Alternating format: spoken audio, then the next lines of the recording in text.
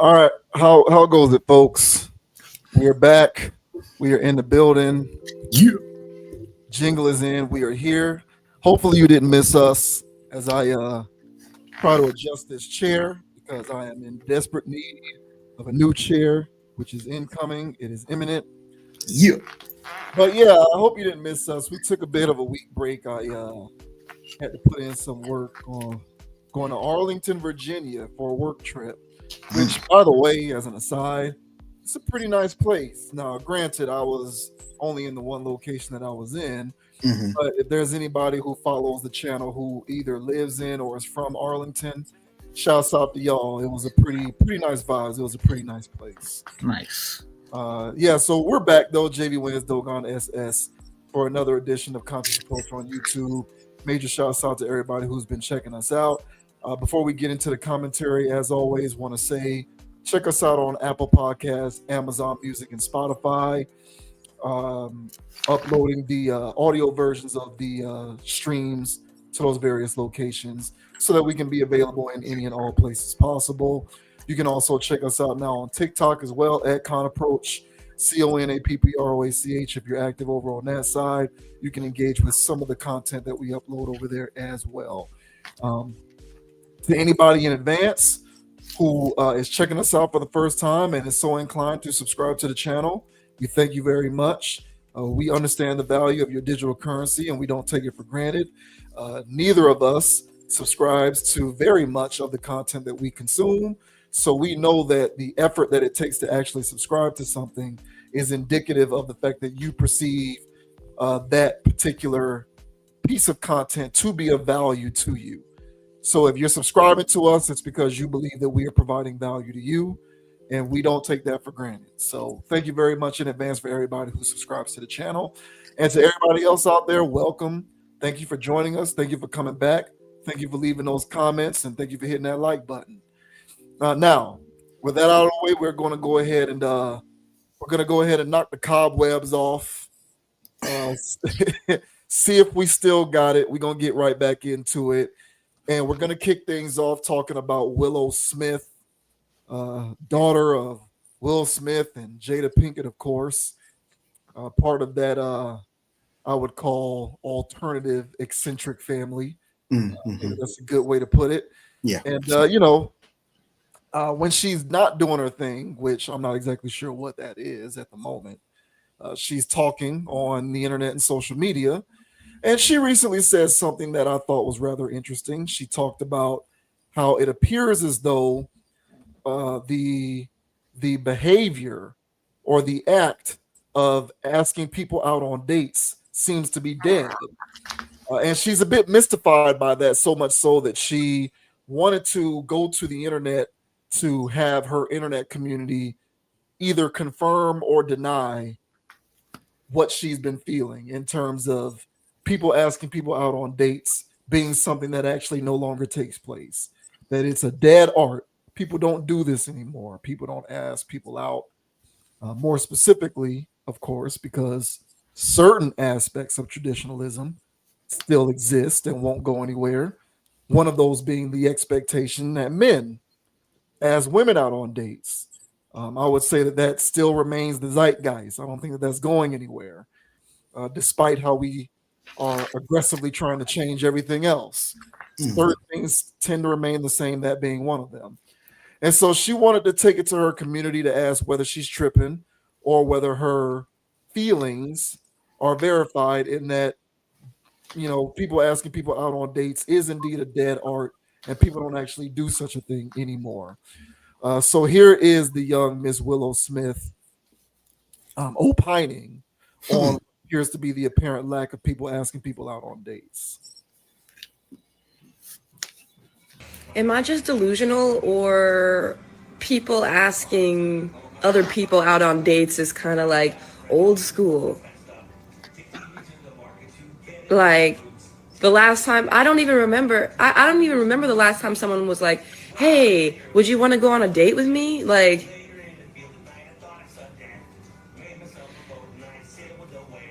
I'm gonna start saying it again. Okay, yeah, people still hang out in a romantic way, obviously, but like, to explicitly ask someone out on a date and use those specific words, especially someone that you don't really know that well, like that's like a different kind of thing. Like, would you want to go out on a date with me? Like, when was the last time someone asked you that? Oh, I mean, oh, there you go. So, what do you think about that? You think she's not far off, and it being something that just doesn't really happen that much anymore? I mean, her life experience is different than the average everyday person. So I don't know how many people would be shooting their shot at her like that because of where she's at. I'm pretty sure they have a different culture of handling things. But as far as the average everyday type situation, I mean, I'm not going to be, some cornball and say, "Can I take you out on a date?" Let's, hey man, let's go to Applebee's. And because I think the verbiage has changed, but I assume what she's getting at is, people don't even do that anymore. Yeah, Somebody walking up to you and saying, "Hey, I think you're hot. Let's go on a date." This ain't the '90s, man. Like, times have changed. The game has changed, and you have to go about it differently. There's a lot of stranger danger going on out here. People don't trust nobody nowadays. So doing the whole cold approach thing, I don't think it's an expectation, for the modern scene. Now, granted, whenever you walk out of the house, you'll see girls that are dressed up, looking like they want to get hollered at. They'll give you the look, to say, "Hey, come talk to me," kind of thing. So women do still want to be approached, I would say. So much so that you also see videos online where women are pretty much saying what she's saying, like, "Hey, people don't ask people out no more. People don't ask for numbers anymore." And I would say that yes, it does happen, but the rates are going down. And it's largely due to the responses that the men get when they do actually shoot their shots. Unless they are an ideal candidate, they're going to get shot down. Now, if it's just a turn down of "No, thank you, I got a boyfriend," or whatever, I think that will keep the industry alive, and I think that'll be a situation where guys will just take their L and try again somewhere else. But to act repulsed, to act as if you're on some SA offender list, just because you found that person attractive and wanted to get to know them. There's a lot of that going on, to the point where guys go, "You know what? I don't feel like taking that risk," because it is a risk. You're putting your pride and a lot of things on the line. And so guys, for receiving enough negative stimuli, they've decided to take alternative routes. So I think the name of the game has changed. I think that people aren't as social anymore overall. And due to the fact that people overall aren't social anxiety is through the roof. Now, mind you, back in the day when we were, young guys, whippersnappers out there just trying to find our placement in the world, social anxiety was still there. But there was a large part of it of this is the challenge of being a man, and you got to push through and get rejected at times, many times, some may say. So social anxiety has always been around, but nowadays people's avoidance of these anxious moments are through the roof. I don't know how many times where it's nothing sexual. I don't even know what's going on, but I'll be in a situation where I'm walking in the store. I'll see a black girl. She'll say, "Oh, black guy," and just dodge, just run. Not because I'm, Quasimodo over here. It's because they don't want to deal with that social anxiety of, man, I don't want to deal with that. And there's a lot of people just avoiding people. So overall, I think that young people that are in the dating pool, they need to do better with their social anxieties. I feel like, and people are being as avoidant as I don't know what nowadays. So it's a lot of contributing factors. But overall, I do think that what she's saying has some level of credence to it. But to say that it doesn't exist anymore, I think that's a little hyperbolic. But what are your thoughts, man, on what Willow Smith had to say, saying that, hey, man, people aren't shooting their shots anymore? What are your thoughts, man? I think she has. I think she has a point. I think she's on to something. And like you, I agree. It hasn't been completely eradicated, but I think the custom of it is certainly on the decline. And one thing that you just said, which was people need to learn more constructive ways to cope with their various degrees of social anxiety. I also agree with that sentiment as well. But I think the reason why that will never happen is because I think by and large humans development of typical social skills have been atrophied due to instant gratification and online communication, which is what I think is at the root of what's going on here with the decreased instances of, the mere act of approaching somebody and expressing interest and asking them out. I think that's at the root of it. When we were coming up and the internet and social media was less prevalent, we pretty much relied on the face-to-face communication, but there was also a general understanding about from everybody in the generation that this was the go-to typical form of communication. So you're going to accept everything that comes with it, the good and the bad. I think since then that has been turned on its head, and when you can create your own channels of communication, control what you look like at all times, what you say, who has access to you. You can block this person, you can block that person. If you're interested in this kind of person, you can respond to them, but you can leave the other person on red or not respond to them. When you can sort of orient your social interactions in that very intentional and specific fashion, uh, things like face-to-face communication do become atrophied, and you don't learn to develop those very basic social skills. And I do believe that it yields to certain forms of behavior that in the real world could result in less approaches and less people asking people out. When we were doing what we were doing growing up as young whippersnappers, as you like to say, there were certain cues that we looked for, certain behavioral sets that we consistently relied upon as indications that it's worthwhile to at least make the attempt. Now, if you make the attempt and you fail, it's on you to go back to the drawing board and reevaluate what happened. Be that as it may, there are always certain subtle cues that we could lean on as indications that the attempt is worth the investment, right? It was nothing for us to be out and see a woman look directly at us, give us eye contact and a smile.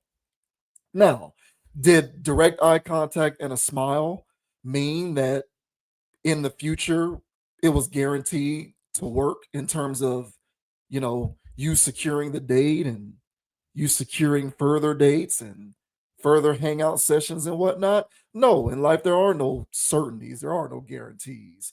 But the eye contact and the smile made it gave you the impression that it was worth the attempt, because it gave you the impression that there was an initial level of interest, and therefore as a guy it was certainly up to you to seize upon that opportunity and to make the best of the chance and to make the best of the chance. I don't really think that happens so much now. I started to notice that these types of things were happening to me less and less often.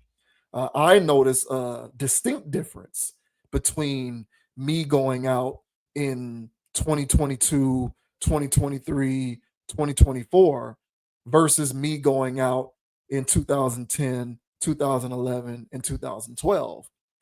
Where in 2010, 11, and 12, I would go out and it was an expectation that I had that throughout the course of the evening or the day, depending on where I was going to get at least a few opportunities throughout the course of that time of people giving me direct eye contact or people inconspicuously somehow finding their way within my physical proximity. That was something that we became accustomed to. There was an expectation that whether we left with 3 numbers or 0, that was something that was going to happen on at least a semi-regular basis. Now I feel as though the pendulum has swung in the complete opposite direction. There are no more of these subtle cues. The eye contact is almost gone away. The smile has almost gone away. The act of them drifting into your general vicinity but not saying anything to you, that has also kind of gone away. Everything has migrated over to impersonal forms of communication. Everything has transitioned to the phone, to the internet, and to the apps. And I do believe that as a result, people's general social skills have become atrophied. And I think that this has affected both men and women. Women aren't giving the subtle, nuanced hints that there is a certain level of interest, and men have, in weird ways, adapted to that and learned how to shoot their shots in other unconventional ways, like DMing women and trying to like their pics and posts and see if hopefully that works. Amen.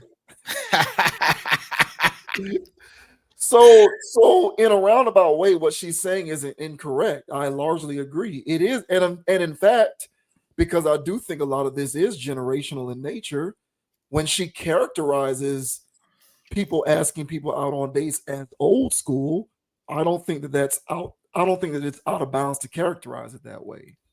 I just hope that people understand that this is a form of social atrophy. Now, because I'm not on this. I'm still on the old timeline.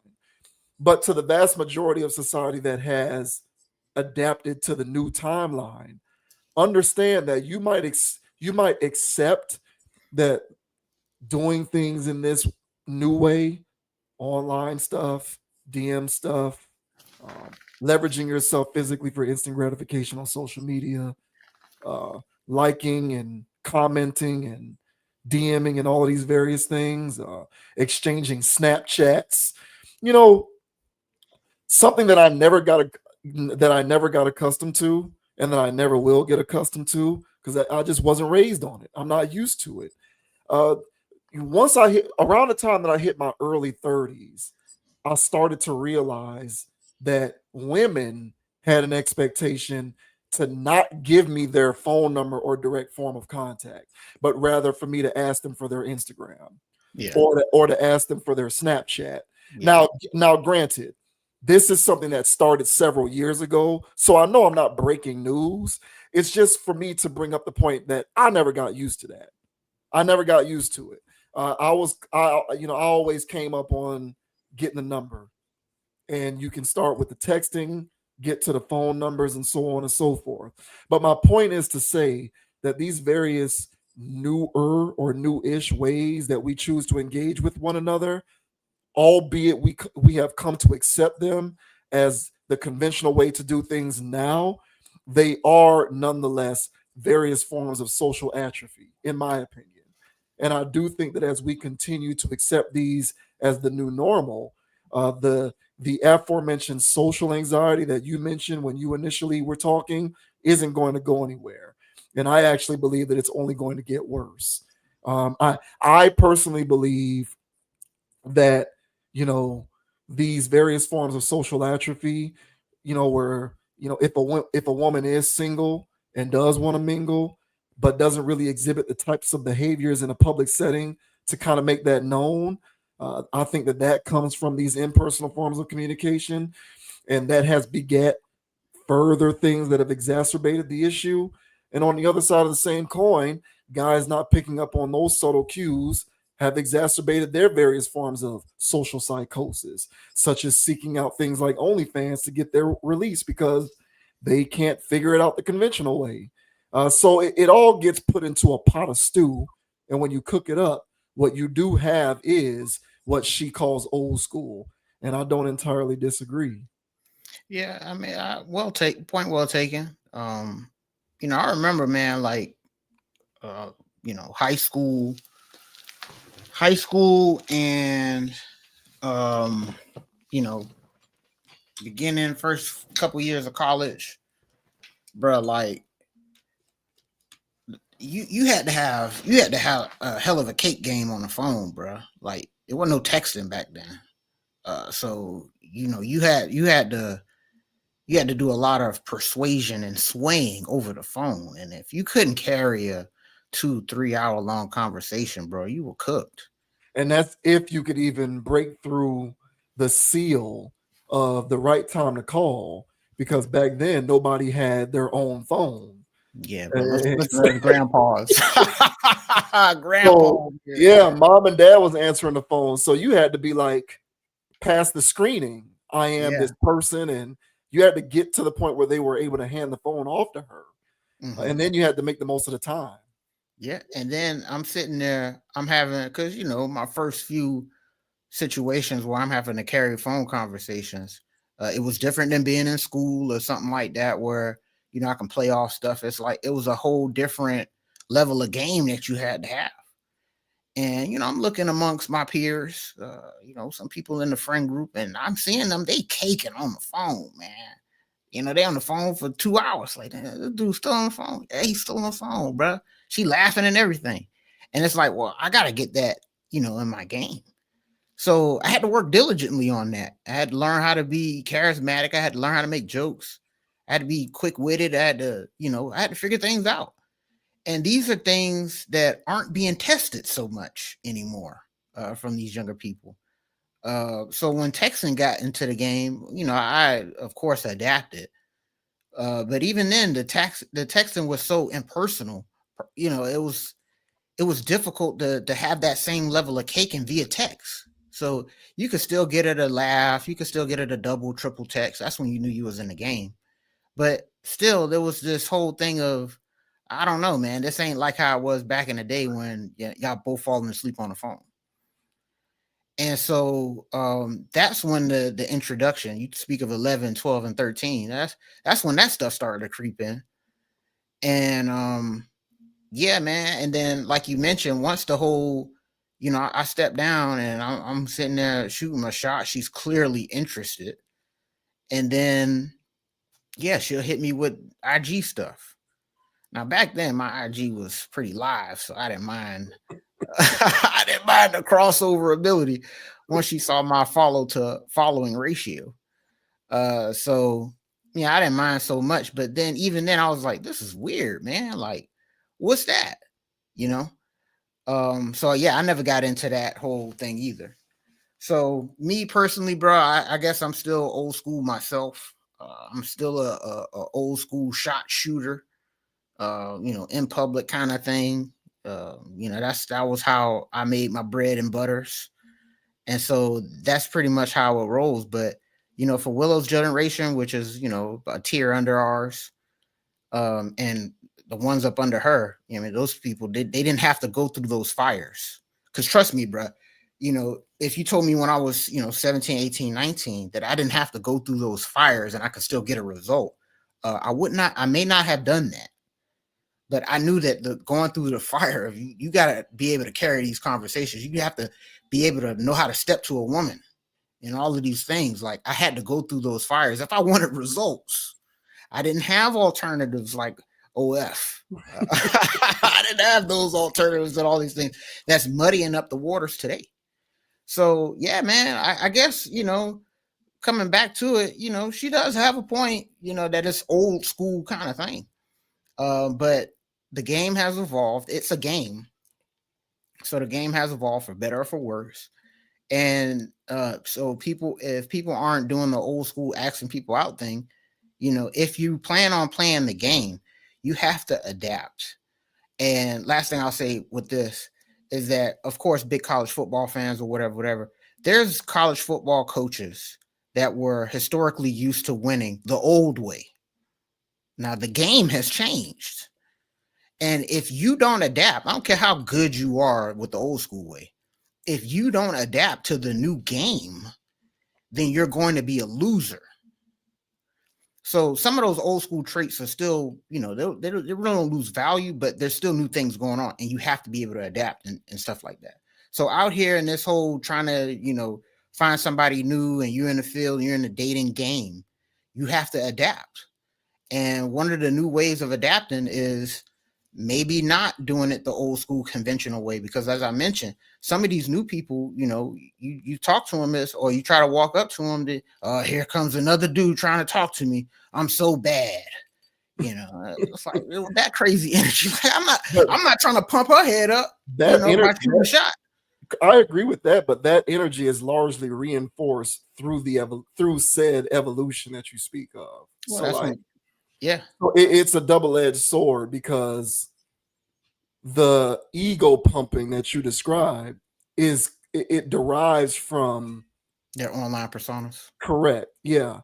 But having to rely on that and evolve and adapt to that in order to get their attention and to try to make connections, I feel like you're fighting an uphill battle. You're contributing to that dynamic unwillingly, because seemingly you have no choice but to adapt to that. And so that's the part of the game that I rebuke, because my thing is, if I really do truly find this to be problematic, I'm going to also then find it very difficult to adapt to it, because I don't fundamentally want to contribute to what I think is a corrosive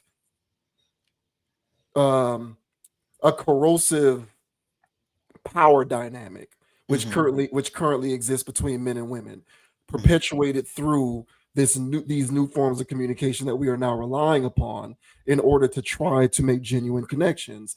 And I guess, I definitely accept that I'm old school 100%, and I don't shy away from that. I also don't think there's anything wrong with that. There's certain, like, at the end of the day, and this is not to argue against what you were saying, because I feel that 100%. But at the end of the day, humans are designed for social interaction. We're designed that way. If we weren't, then we wouldn't be sexually dimorphic. There would be no need for us to have two different sexes, two different genders. There would be no need for us to have different genitalia. There would be no need for there to be a difference. We'd all just be one sex, one species, one race, one everything. The reason why these differences exist is because we're designed for the intermingling and for the social interaction in person. And when a lot of that is stripped away via these impersonal forms of communication, even though everyone's doing it, it is going to yield unintended consequences. That's all I'm saying. It's going to yield unintended consequences. And in my opinion,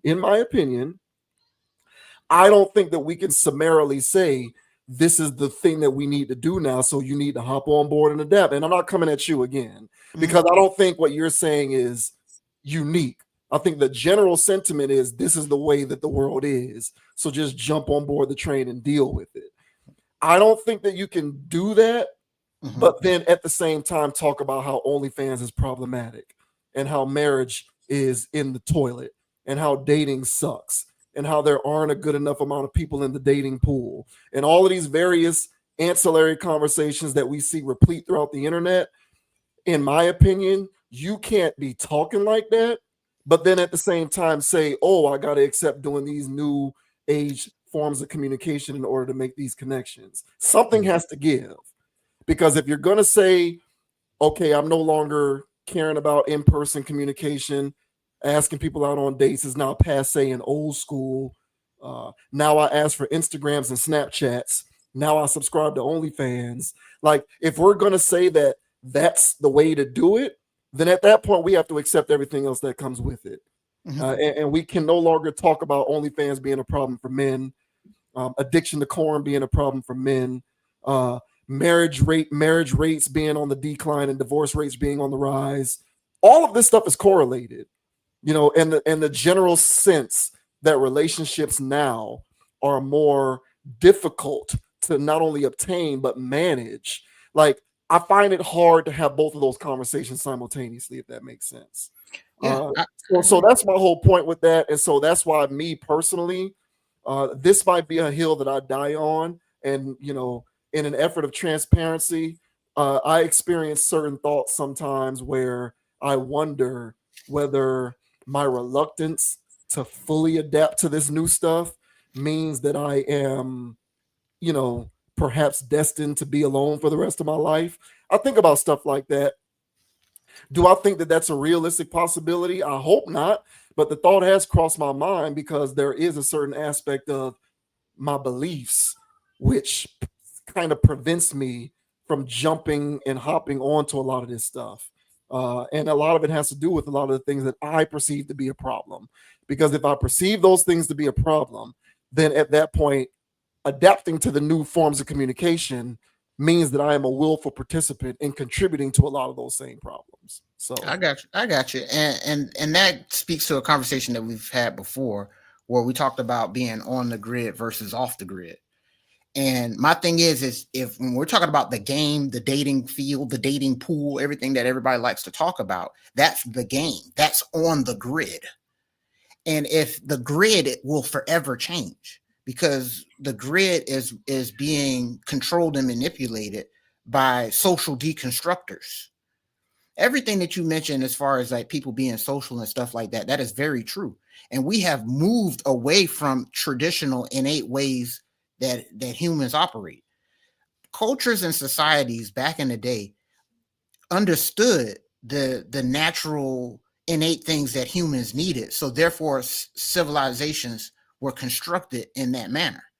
But when we're dealing with a situation where the social structure is generated based off of everything that's not good for society, then that's what the game has become. So if people want to sit there and play the game and hey, I'm in the field, I'm outside, it's like, okay, well, if you want to be all of those things, if you like getting a whole bunch of numbers, having a Rolodex, having a team, whether you're male or female, you're in the game and you'd better adapt. Versus somebody that's off the grid. So somebody that's off the grid, there's plenty of women that are off the grid as well.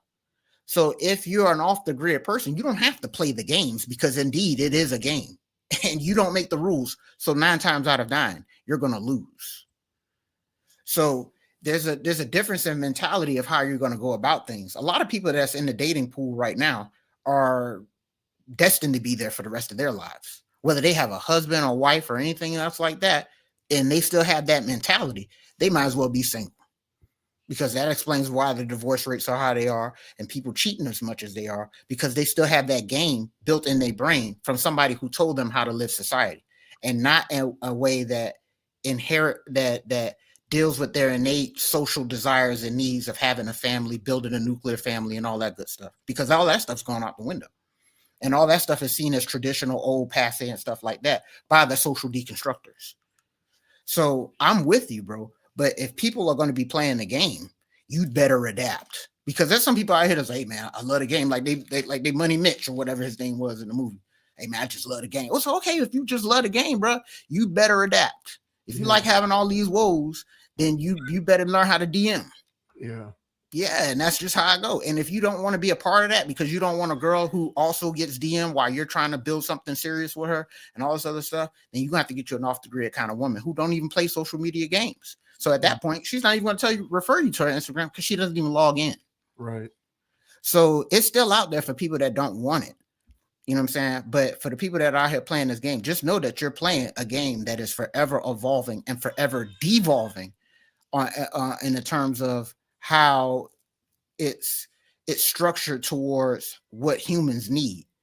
And that explains why mental health and all this other stuff is, going through the roof because everybody's on this timeline that is built towards destruction. Yes. So I'm with you, bro. But I'm speaking to the people that want to play the game. You'd better adapt.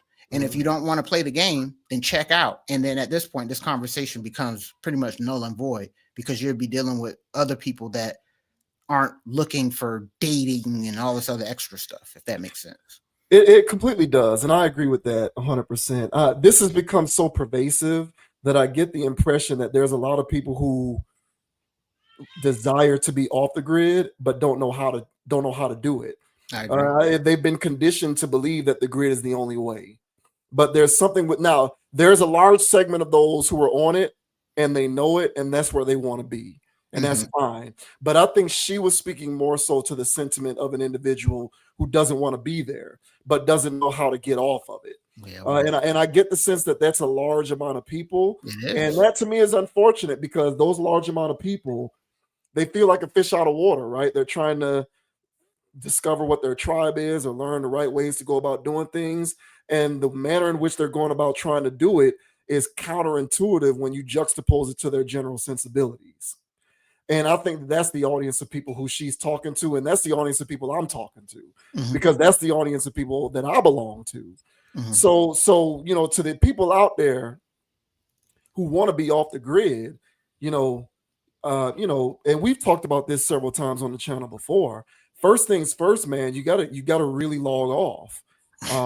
You gotta log off, man. You gotta touch some grass. You really do. You gotta unfollow people who don't offer you any practical or utilitarian value. Stop following women on Instagram, stop following models, stop following influencers. Get rid of it. You got to get rid of that stuff. Don't listen to dating and relationship podcasts on YouTube or Spotify, because all they're doing is perpetuating new age speech and how to be successful within the parameters of doing it the new way. So that's not going to help you either. And we've got to get back to being amongst each other in person and doing things the traditional way, because it's only traditional because that's the way it was done in the past. It's not traditional so as to denote the negative connotation that has come to surround the use of the word traditional, unfortunately. So the more people do that kind of stuff, then the more we can sort of try to bring it back to the middle. But it's certainly way on the other side at this point. And I kind of feel like that's the energy set that she's speaking to. And like I said, man, I don't disagree. I think a lot of people want to be off the grid, but society has convinced them that you have to be on it, and you really don't. So yeah. And last thing I'll say about that, and I agree, I think a lot of people want to be off the grid because it sounds good. A lot of people want to be champions because it sounds good, but not everybody wants to, do the work that it requires. Everybody wants to go to heaven, but nobody wants to die, kind of thing. And so they say that and they pay a lip service. They'll get into relationships and marriages just because they want to be off the grid. But little do they know they've had this inception pulled on them long before they could realize. And that inception makes them cheaters, makes them do this, and makes them do that. And they find themselves right back in the game again. And they can't figure it out why, because they want to be out of it, because it sounds good. So the main thing is you got to be around people who be about it, versus people who just give lip service to it. How do you do that? Well, that's through your eval and stuff. But I just wanted to also note that a lot of people want things that they aren't capable of acquiring. Yeah, those are definitely facts. Yes. Hey man, shouts out to Willow Smith. I don't mind doing that. I think she raises a good point, man. She's young, but in her celebrity world, I suppose she's seeing it too. But as a regular person, boots on the ground, it's been like that. It's a crazy game out here, man. Yeah, it's Y'all be safe.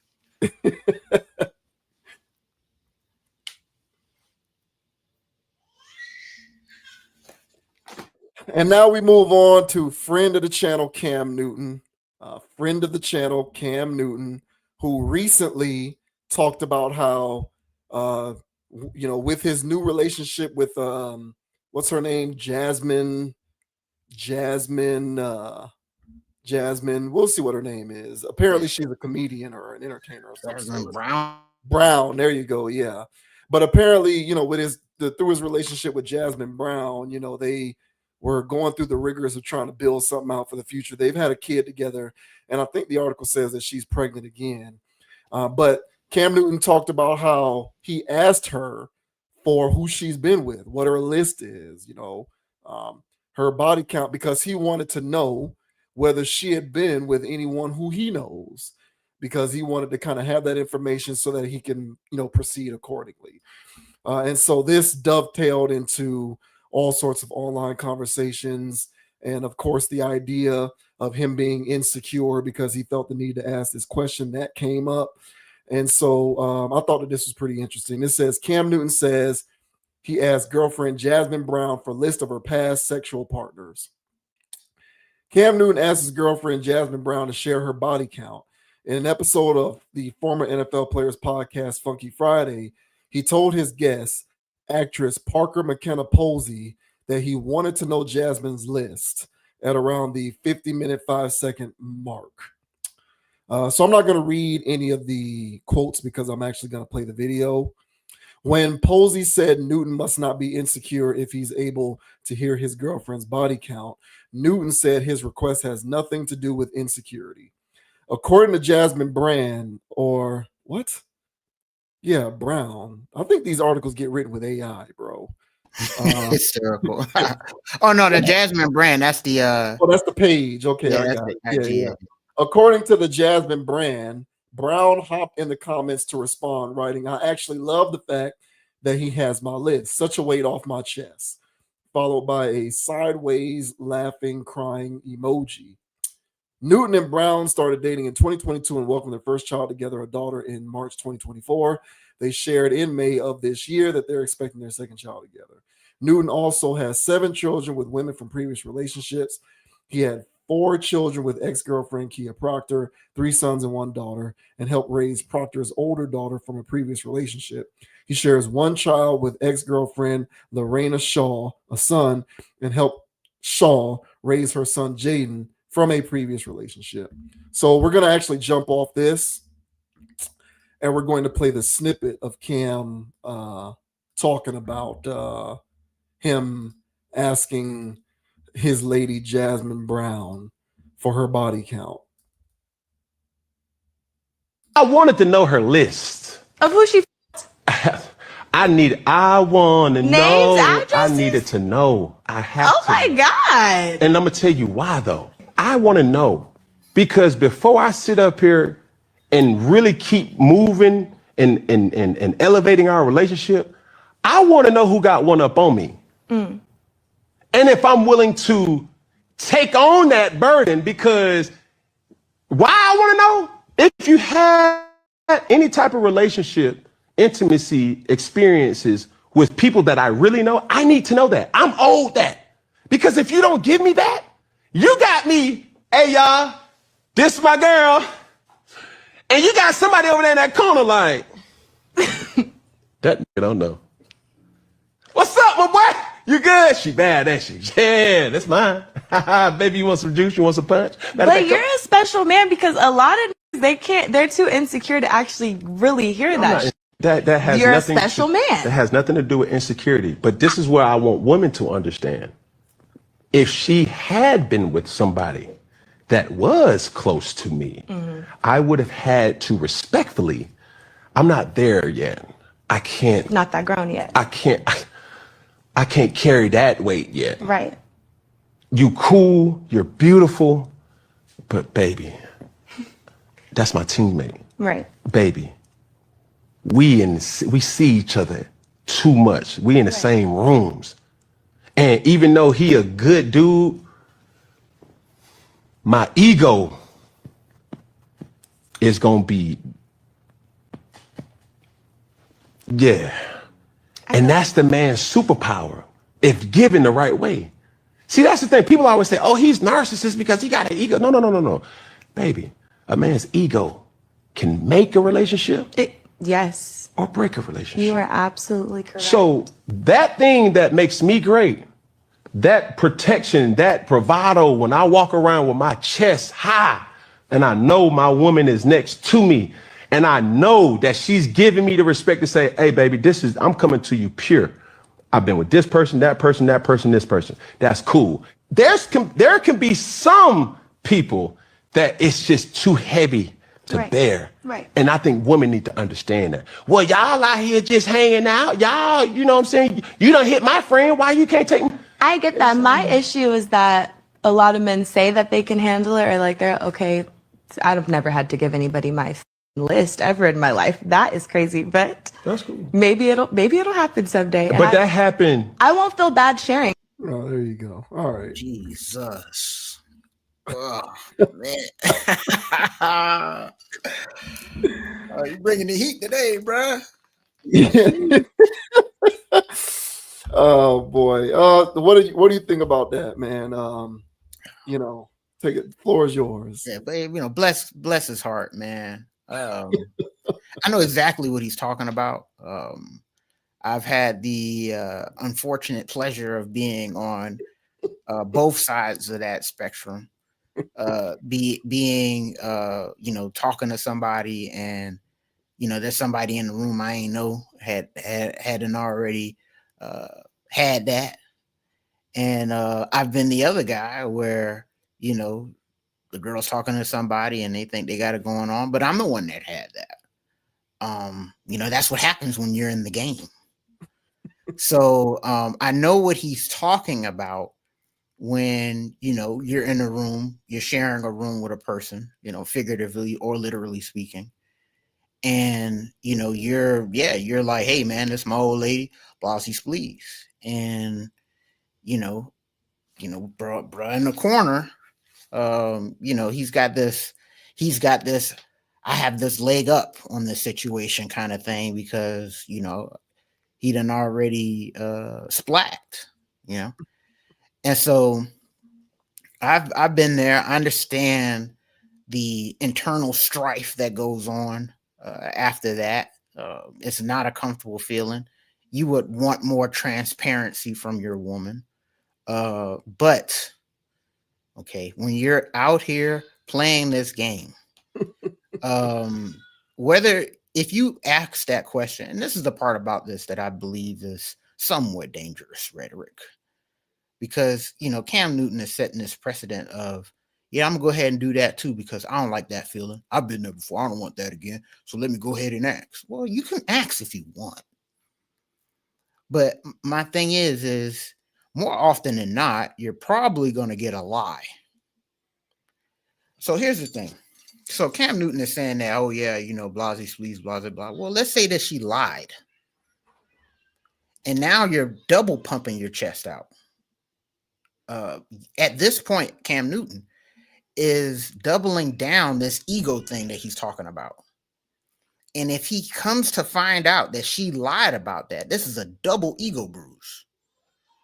This could send him spiraling in many ways. And so I've learned from being out here in the field is that this is not okay, man. But the way the game is constructed, and this is why I never really cared for it, you have to be a narcissist and a bit of a sociopath dating wise, Machiavellian style dater. And you can't care about anything. So so to touch on this point, I don't think it's safe as a person who's sitting here talking about his ego to put it on the line for somebody else's words. Hey, did you sleep with this person? Yes or no? And this person, based on their answer, you're going to base your life philosophy and how you're moving forward and all this. That's very dangerous, because people lie all the time. And especially about something like this, of course, if this is going to ruin her chances with leveling up her life, why would she be honest? This is what I would tell myself before I even think to ask that question. So the best way to do it is get somebody that's completely not in the room with any of your people. Don't deal with people that could have access to one of your teammates. You're flipping Cam Newton. You can find a girl at Home Depot. Yeah. So I don't think that this is a safe way to conduct yourself. I think it's very fragile. I think it can go either way. And when you're dealing with liars, because people lie, especially in the dating world, you don't want to put too much faith in that and all those eggs in that basket, because the moment a DM gets revealed, or some guy comes out and say something, or somebody else come out and say something about what your old lady was doing, yeah, man, it could send somebody spiraling. Yeah. So I've got more to say on the back end of this, but that's my initial take. I think it's a bit risky to put so much faith in somebody else's words. But what are your thoughts, man, on Cam Newton asking for body counts on his old lady and saying that his ego won't allow him to date somebody that she knows that she smashed? So what are your thoughts? Yeah, this to me kind of relates to the topic that we just talked about with people being on and off the grid. Cam Newton is certifiably, of course, on the grid. 1,000. And I think when you're on the grid, especially in the various industries that he's been in, be it the media game or professional sports, the entertainment industry, let's just call it the entertainment industry because it all fits within the umbrella of the entertainment industry. When you're in the entertainment industry and you choose to be on the grid, because Cam Newton is certainly choosing to be on the grid, I feel like these are calculated measures that are expected. Because within the context of being on the grid in the entertainment industry, this is one of the ways that men can try to protect themselves against the feeling of betrayal. Now, I'm not saying that it's right or wrong or fair or unfair, but I am saying that it is an expected measure because of the field that he's playing in. I think when you're on the grid and you choose to be on the grid, you're going to be dating women who are also on the grid and women who also choose to be on the grid. And women who choose to be on the grid, especially within the micro universe of the entertainment industry, there's a decent likelihood that they've been with somebody you know. And depending on who that individual is that you know that she's been with, could determine your relative level of comfort with pursuing anything with this woman. Now, if it's a person who's an acquaintance or somebody who you barely know, I would imagine it's not as big of a deal. But he used the word teammate. So yeah, bruh, you working for ESPN or you got your own podcast or you in the entertainment industry or you playing the NFL and you're messing with chicks who are on the grid, you're sharing women who have been with other men in your same field of play. Exactly. And so you're going to have to determine your level of comfort given the reality that you've chosen to be a part of that.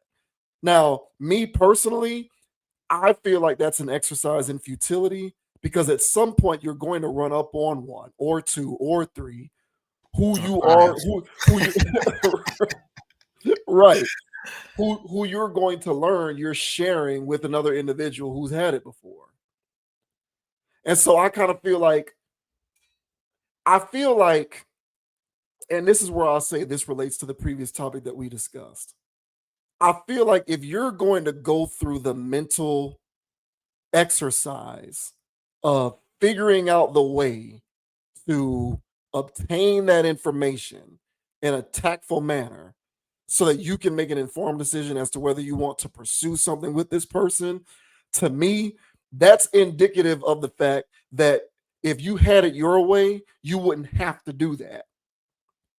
Because if you were really on board with this and you really didn't care, you wouldn't even be asking a question. Like Future, for example. I know we bring him up often on the channel as well. Future strikes me as a guy who, if he meets a chick who's in the game and on the grid, he ain't asking that because he don't give a damn. Right. Because he really is about that life and he wants to be there. So but Cam Newton, on the other hand, is asking this because in an ideal world, there is no conflict of interest because there's nothing going on that would prohibit him from wanting to pursue the information, from wanting him to pursue the relationship any further because she hasn't been with anybody that he knows. So my whole thing is, if in an ideal world you're not having to deal with that, Cam, you can actually have that by just pursuing women who aren't on the grid. But to me, Cam Newton is the type of person who I described in the previous topic, who, if he had it his way, wouldn't be on the grid, but because he feels he has no other choice, he's forced to play it in the way that he can best perform it. And it's a cautionary tale about this social conditioning that we are currently being forced to conform to. And we don't have to. You know what I'm saying? You mentioned the girl at Home Depot, and that's the point that I was making with this whole thing. If Cam Newton wanted to, he can get a girl who looks just as good as her, who is inconspicuous, who's not an entertainer, who's not in the industry, and to whom you don't necessarily have to be concerned with whether she smashed a homie or a teammate. Correct. But he is being a part of the grid because he feels as though he has to play that game. And that kind of mindset is trickling down to the rest of society, of course, which is why we just got finished discussing what we just discussed with what Willow Smith had to say. Mm-hmm. So it's like, bro, you're digging your own grave. Why even bother asking a question? You're dealing with a woman in the entertainment industry. If you're willing to pursue that, you therefore must also be willing to pursue all of the extenuating circumstances that are undesirable that come along with it. So why bother ask the question? Exactly. If she was with the teammate, what does that mean? Are you really going to say no to her? Are you really going to reject her? It's cool for him to say he wouldn't, but if push comes to shove, we don't know what he'd do. Yep. So you know what I'm saying, man? We're all in this rat race, bro, and it's very it's very corrosive.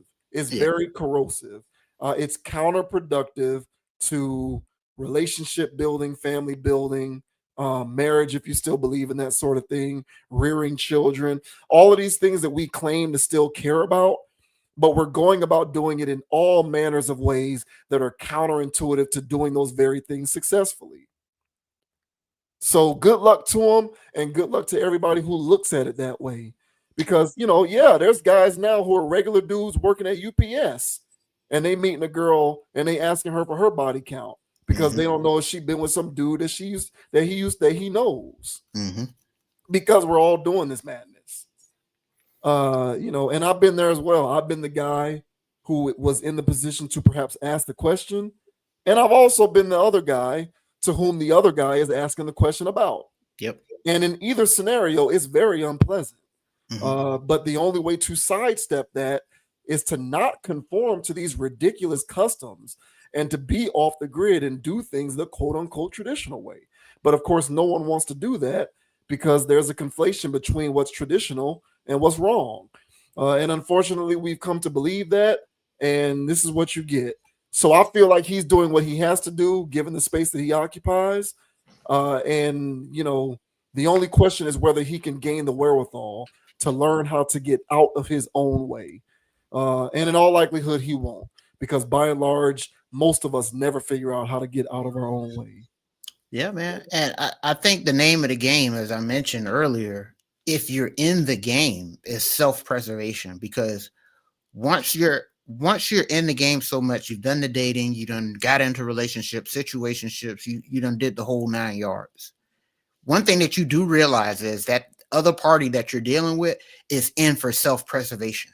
They'll lie to you, they'll manipulate to you, they'll send flying monkeys, gaslight, you name it, in order to keep you off your game for their self-preservation. So when you're dealing with that, whenever you're in the game, you got them in a game kind of way. You step down on her, you flash in this, you flash in that. I'm Cam Newton. I played for the Carolina Panthers, won a Heisman champion. You know what I'm saying? All this other stuff. Mm-hmm. Like if this is where you're at, this is what you're doing. Okay, bro. Then yeah, like you've got you a woman that's in the game. At that point, self-preservation is the key. So if self-preservation is the key, whatever their words are is not geared towards your self-preservation. You can't base your self-preservation on somebody else's word. And so if you're out here in the field, okay, that's why it doesn't pay to ask. I don't care what you tell me. Right. When I learned that very early in the game, and I think I've shared this story on here before, but I used to ask that out of curiosity, like what's going on out here, and then I kept getting 3. I kept getting 3, and I'm like, hey, what? Why every girl telling me 3? And then at some point it boiled down to, and then once we started going, getting into it, I was like, it wasn't 3 people here. I can feel the other spirits around this situation, and it's not 3. Okay, I'm definitely not number 4 here. All right. So once it got to, and then I felt betrayed from there. And even when I heard the 3 and the stories that they're telling, I didn't even want to hear that. I didn't. You know what I'm saying? All the strange, inconspicuous spots they were doing it at and all this other stuff. And I didn't want to hear it. So it got to the point where I was like, you know what? It doesn't pay to ask. It doesn't. And the older I got, okay, and then I'm dealing with women that are been in the game longer, okay, you know, it's to a point where it's like, you know what? It doesn't matter. You know, it doesn't matter. You know, so long as you don't have yourself a streetwalker. If you just got you a regular everyday girl that's out here and doing whatever, dating, having one night stands over which she'll never let you know about, and like, so all of that stuff, like the regular dating pool, it doesn't pay to ask. It just doesn't. And so if you're in here rubbing elbows, and so the part about it, if you're in here rubbing elbows, calling this person your homeboy, and this person feel like they got the one up on you, is this person your homeboy? Why are you calling him your homeboy? You know what I'm saying? So this goes to a situation of, what are you doing as a person? What are you banking your self-preservation on? And so at the end of the day, it comes to taking care of yourself. And this is how the game becomes sociopathic. This is why everybody's dating a narcissist. Every girl says this guy's a narcissist. Every guy said that girl's a narcissist. Yeah, because the game creates that. The longer you be in it, the more callous you become as a person. So it's not really healthy at all. But if you're out there, you better protect yourself. So the moral of this is, of course, on the grid, off the grid type of stuff, blah, blah, blah. But sometimes people can't help it. They're just trying to get to know somebody. And at the end of the day, self-preservation is key. And I'm not taking somebody else's word for it. Just not. She can simply lie, because at this point, she knows that, baby girl, I can't do this. So why would she tell you the truth? And this goes beyond just asking for smash numbers. This asking for who you still talk to. You know, is your ex still around? Is this person, you know, all these phantom people in their phones? You know what I'm saying? Dude from 10 years ago still hanging around, just lurking. You know what I'm saying? If you ask about him, any of these situations, you know, of course, you're going to get the politically correct answer. So why ask? So this is the part of the game. This is the part of the whole game where it's like, hey, look, you have to know what you're signing up for. And if you do not want that, abandon this person. Why are you with them in the first place? You like how her shape look? You like how this going on? You like you like what she does with that piercing? Why are you with her then? Because this woman, for all intents and purposes, hypothetically speaking, doesn't give you all the signs that you know, she's off the grid. So with that stuff being said, I don't agree with this. This falls into a bucket of dangerous rhetoric, if you ask me, because I'm sure there's some young men out there that are watching Cam Newton, respect him, and going, you know what, that's true, bro. Like, I ain't trying to be in no circle, you know what I'm saying, no people, and somebody else or a couple other people done hit that, and I'm sitting there caking down the floor. Well, I mean, listen, bro. Your woman is somebody's slur. Let me repeat that. Okay, your woman was somebody's piece, some slur. You know, your woman got ghosted by a dude. Some guy just hit it once and disappeared. A couple times disappeared. She still chased that guy. Like, your woman's not immune to that, especially if she was in the field. So at some point, you got to get over that. Life is bigger than that. And if you treat life differently, then maybe this wouldn't hurt your ego as much. So yeah, man. Otherwise, what I've learned from being out here in the jungle, it doesn't pay for you to be so consumed and caught up in somebody's body count for whatever reason. So yeah, I'm gonna bucket this as dangerous rhetoric. That's what I'm gonna do. Yeah, I just kind of feel like if you're preoccupied with those kinds of concerns, I think you should take inventory on the type of people that you're trying to talk to. Mm-hmm. You know, it's that simple. Because, you know, the only way to truly sidestep all of it is to just, you know, operate in different social circles and talk to people within particular contexts in which they don't carry themselves in such a way to make you speculate in that way. Mhm. And if you don't want to make the change to do that, then you have to accept everything that comes with it, which takes me back to which kind of takes us back to your point about not asking, which I agree with. I don't really see the utility in that. I don't get it. That's like meeting a woman in a strip club and then asking her if she's ever slept with any of the guys that she's met at the strip club. What kind of answer are you Exactly. expecting to hear? Exactly. You know what I'm saying? And this is less to do about her and Of him course. per se, because apparently he got a good answer from her. So they were able to continue. But the instances in which it's going to happen that way are far and few between. And it's less about them specifically, and it's more about the act of asking the question and what it means and what it is that you're trying to accomplish. Because I kind of feel like there has to be a certain amount of mental anguish and turmoil associated with living an existence in which anytime you meet a person, you have to go through this process of asking these kinds of questions. And the way that I conventionally process information is I want to remove myself from having to do that. I don't want to have to learn how to best deal with it. I'd rather just not deal with it at all. So what I'm going to do is meet women who don't give me the impression that I have to even ask that question in the first place. Very fair. And that doesn't mean that she's a prude or that she doesn't have experience or that she's, whatever. That don't mean none of that, or unattractive or don't look good. That doesn't mean any of that stuff. It just means what are the circles that she operates in, or anybody, man or woman. What are the circles that they operate in? Where do they like to frequent? How did you meet them? Under what circumstances? All those things mean something. Yep. And people need to take inventory of that stuff instead of just feeling like they have to conform to all of these ridiculous social customs that amount to nothing more than constant mental anguish. Like, get out of the hamster wheel. Yes. So, I guess he was fortunate enough to where his result was amicable. But the vast majority of us out here who are doing this, we're not getting amicable results. So there's only one way to deal with that. And it's not to continue to deal with it. It's to learn how to get out of it. So. Yeah. And well said, bro. Because, people need an off the grid philosophy, man. And what you just said was off the grid. And there's some people that want to be off the grid, but still find themselves in it.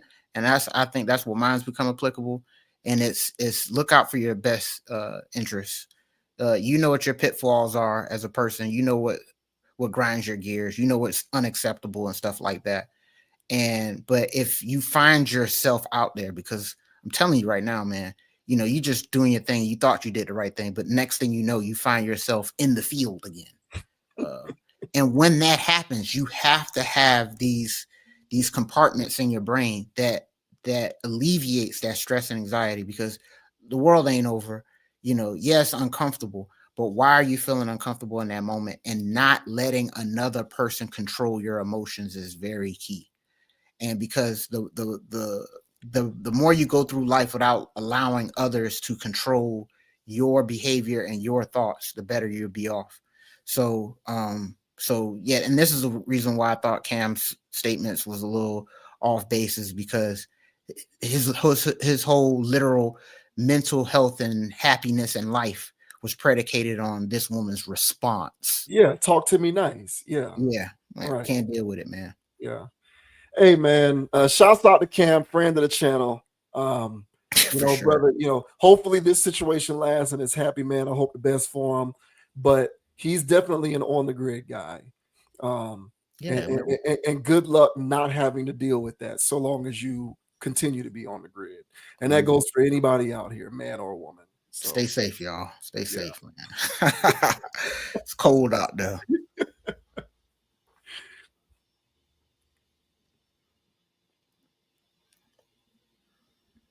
And speaking of on the grid, we got Joy Taylor, who Joy Taylor joined Kayla Nicole, who's the ex-girlfriend of Travis Kelce. Apparently, she's an influencer as well. She has a podcast. Go figure.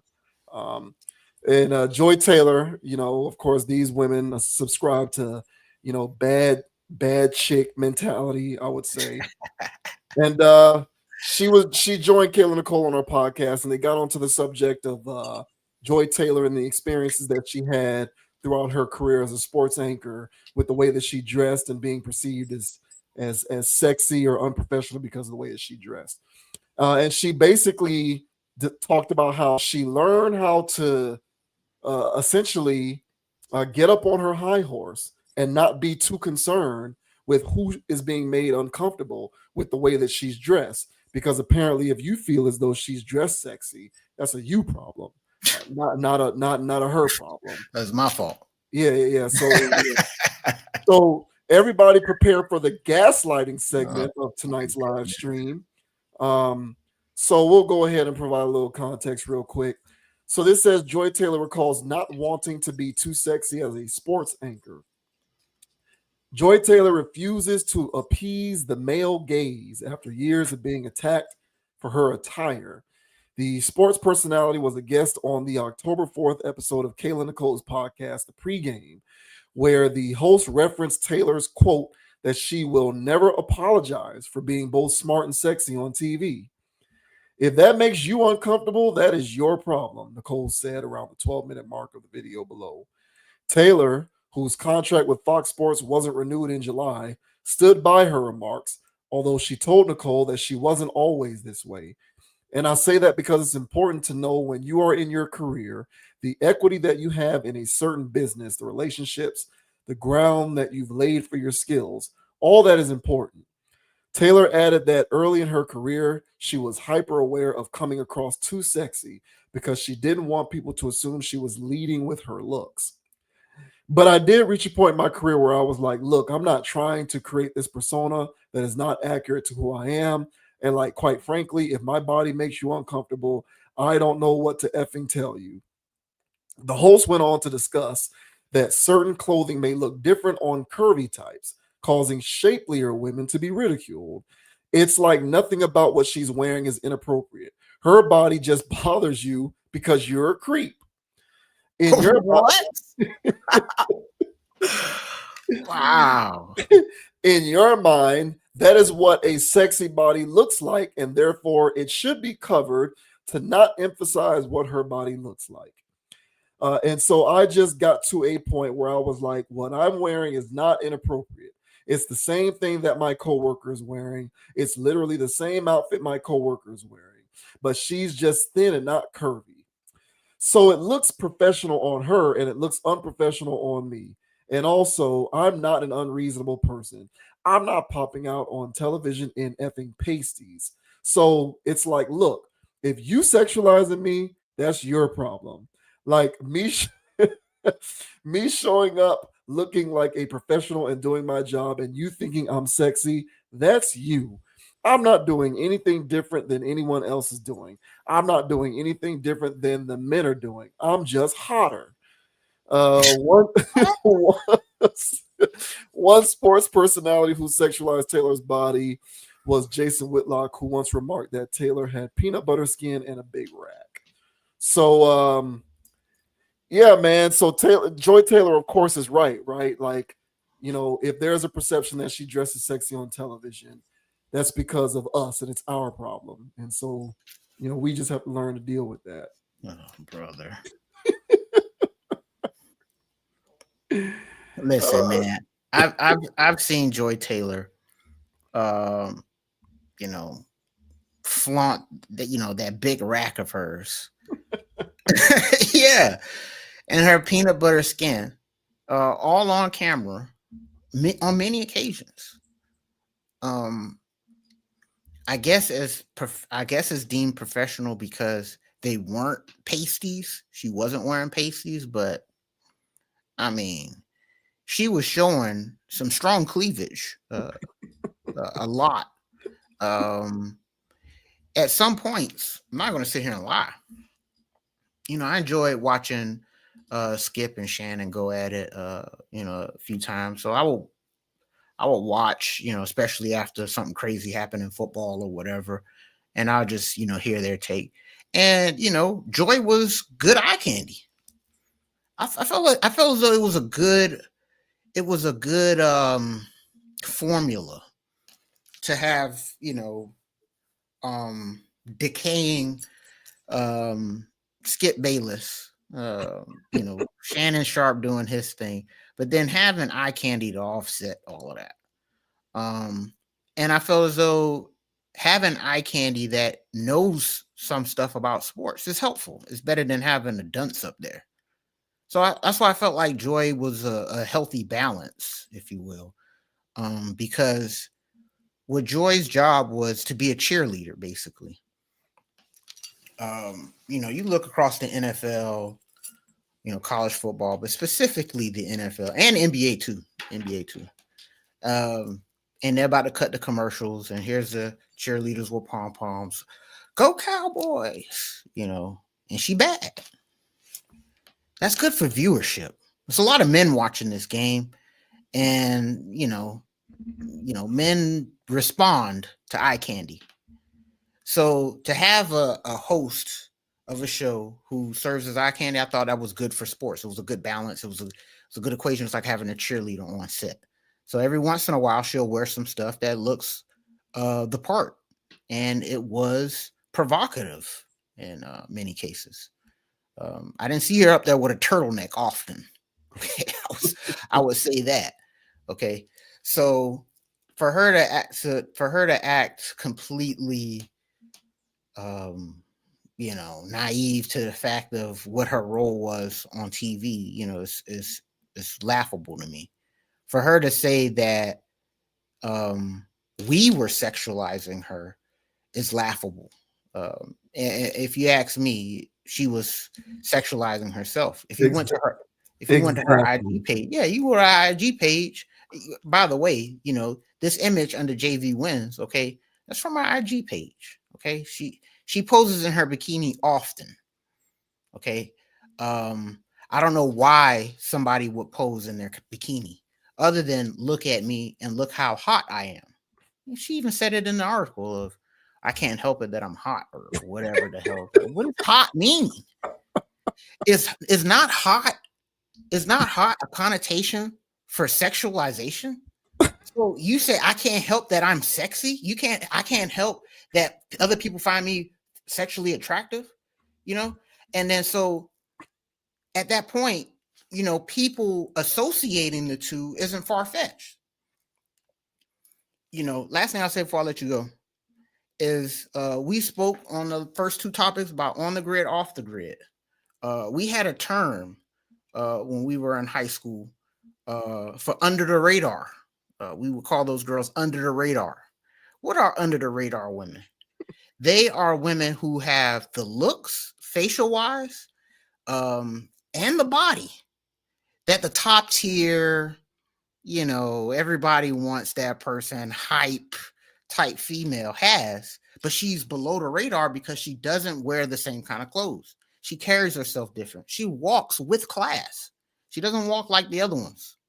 So she's below the radar. So you can have all the benefits of the hot girl with none of the radar action that you would get for having the hottest girl. You still have a hot girl. She just is off the grid.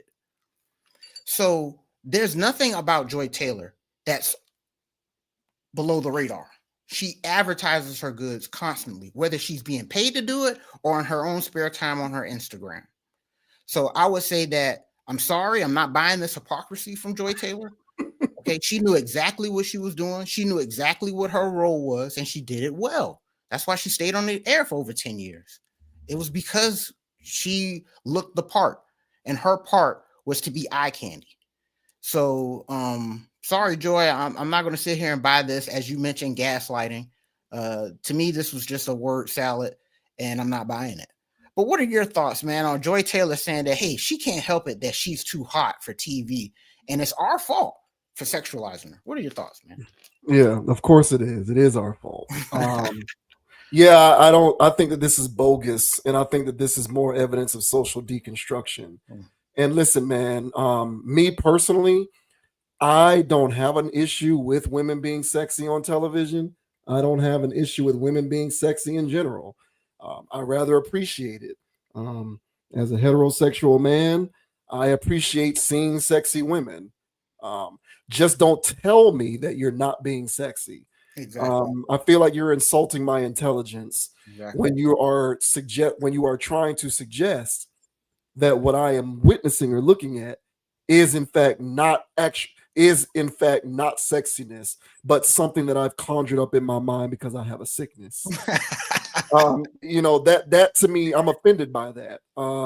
I'm offended by that notion, and I think that it diminishes. Now I'm not trying to make excuses for men, because there are some men who do fall into this category, but I think that gross generalization, in my opinion, diminishes all men to being nothing more than sexual deviants who respond to nothing but sexual stimuli.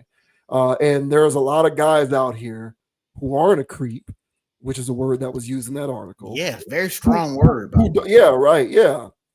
There's a lot of men in the world who aren't creeps, who don't actively walk about in the world purposefully attempting to sexualize women everywhere they go all the time. Exactly. Who do accord women respect and decency and humanity, and don't make them feel uncomfortable or make them feel as though their forms of dress are somehow unprofessional or unbecoming.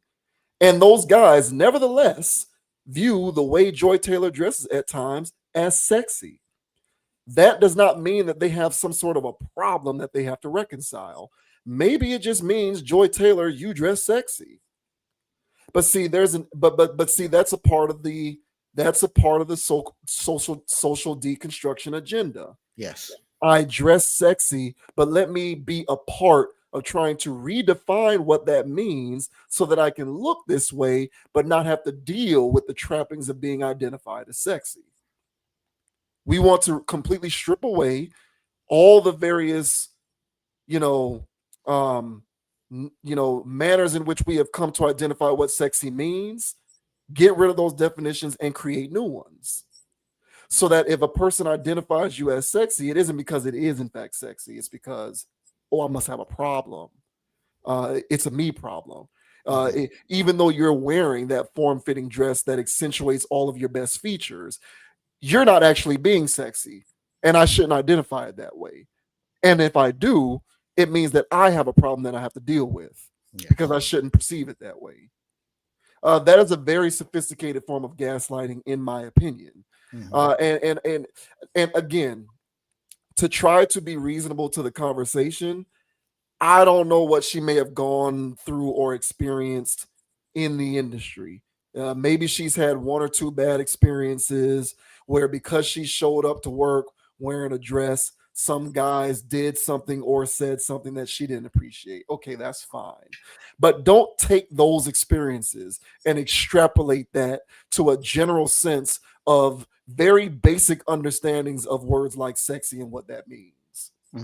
Like, you can be looked upon as sexy without a person sexualizing you in a way that's damaging or negative. Like that there's a possibility. Like, it happens all the time.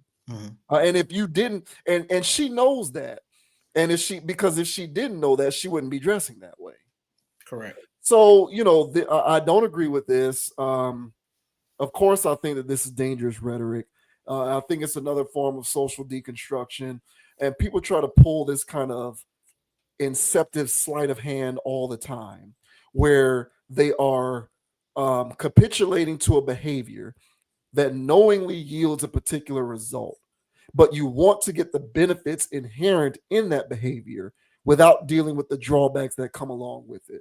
And you're not going to ever live in a world in which that happens. If you want to get the benefits of your physical appeal, you're going to have to deal with some of the negative consequences that come along with it. And if you don't want to deal with the negative consequences because you've determined that the juice isn't worth the squeeze, then you have to take inventory of yourself and adjust your life accordingly. But you certainly do receive the benefits. You're paid as an influencer on your social media accounts largely because of how you look.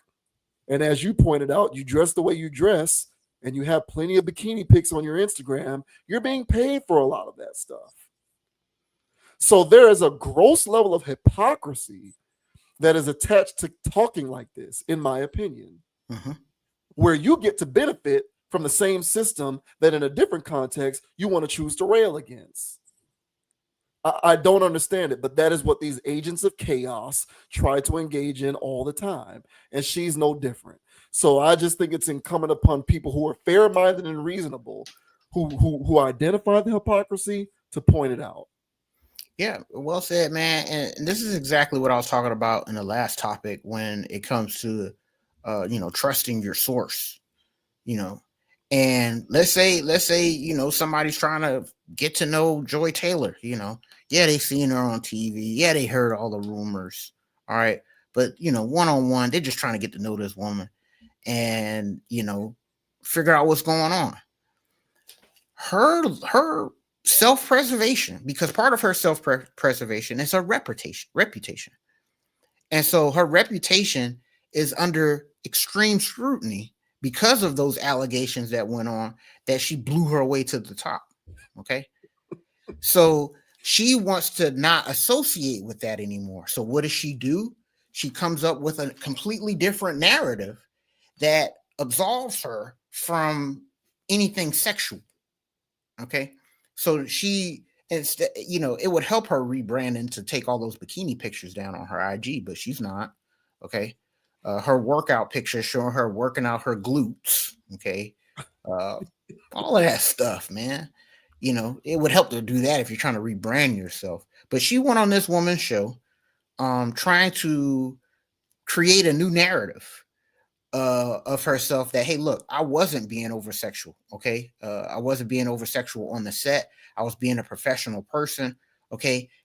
Yes, I was wearing clothes that was showing cleavage, but if you put that on somebody else's body, all right, it's not going to show as much, but it's still a V cut. Okay. And so, yeah, you're a little bit more, you have a big rack, as Whitlock would say. So you'll have a little bit more protrusion. Okay. But the point of the matter is, like I said, you ain't walking up there with turtlenecks. I ain't even see that in the wintertime. Okay. So, but she's in the business of trying to clear up her name. And what better way to do that than to give me lies? Okay. And so if you're dealing with somebody that's up against the wall and they know that if they give you option A, which is the truth, they will look worse. But if they give you option B, which is a lie, okay, but it would make them look better, they'll give you option B. Okay. How often will this happen? 10 times out of 10. You're dealing with human nature at this point. And so, no, I'm not going for this. To me, this is completely rubbish. I don't know who's buying this, outside of like-minded, women's, Of course. Who like to, cover themselves to say that, hey, look, I can't help that I'm voluptuous. Okay. I wear this, I wear the same size as this other person and my hips poke this much. So I'm going to be showing more and all this and this and other garbage. It's garbage. You know what I'm saying? So that's the stuff that they tell themselves in circles to pat themselves on the back. In the real world where people are objectively looking at things, I don't know how many people are going for that, neither male or female. All right. We all saw you on TV. We all saw how you looked. And honestly, yeah, it's nothing wrong with knowing what your role was on Fox. Did you know sports to a degree? Yes, you did. Were you good at your job? I personally thought she was good at her job. I did too. Yeah. So I didn't have a problem with any of those things, but it helps if you're hot. And she needs to be okay with that. And don't gaslight me into thinking that you didn't get hired because of your looks too. Because I'm telling you right now, there's some cave dwelling, you know what I'm saying, knuckle dragging type of women who love sports. Okay. But they don't have the look, so they're not going to make it on the big time. Okay. We all know this. And this is no slight. Okay. But I watch a lot of college football. And when good teams lose, I like to go to their team's podcast to hear them vent. It's ASMR for me whenever my team loses. Okay. I like to hear other fan bases panic and get crazy. And so when I go there, I see women who know about their team. They know the players, they know what's going on, they know the coaching scenarios, like they know sports front to back. They don't have the Taylor Rook look or the Joy Taylor look. They don't have that look, but they know sports front to back. They're not going to be on ESPN. And so, you know, at some point you have to realize that, you know, when you make it to the big time, it's not just because you know ball. Okay. You know, you probably have to know some different kinds of balls, but you know, just knowing ball ain't gonna cut it. So yeah, man. So I'm not buying this, Joy. Shout out to Joy, man. I don't have a problem with her outside of her gaslighting me every other month on the internet. You know, just stick to the sports. But other than that, I think she's a cool person. I think she is somebody you would want to hang out with. She seems fun. She seems cool. I don't have a problem with that. But she can't help but to give us the double talking, dangerous rhetoric, gaslighting type of stuff when she's not talking about football.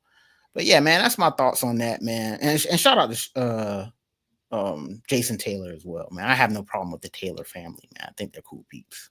Yeah, I just, you know, at the end of the day, with conversations like this, and, you know, this is going on a larger level, so it's not just about Joy Taylor specifically, but, you know,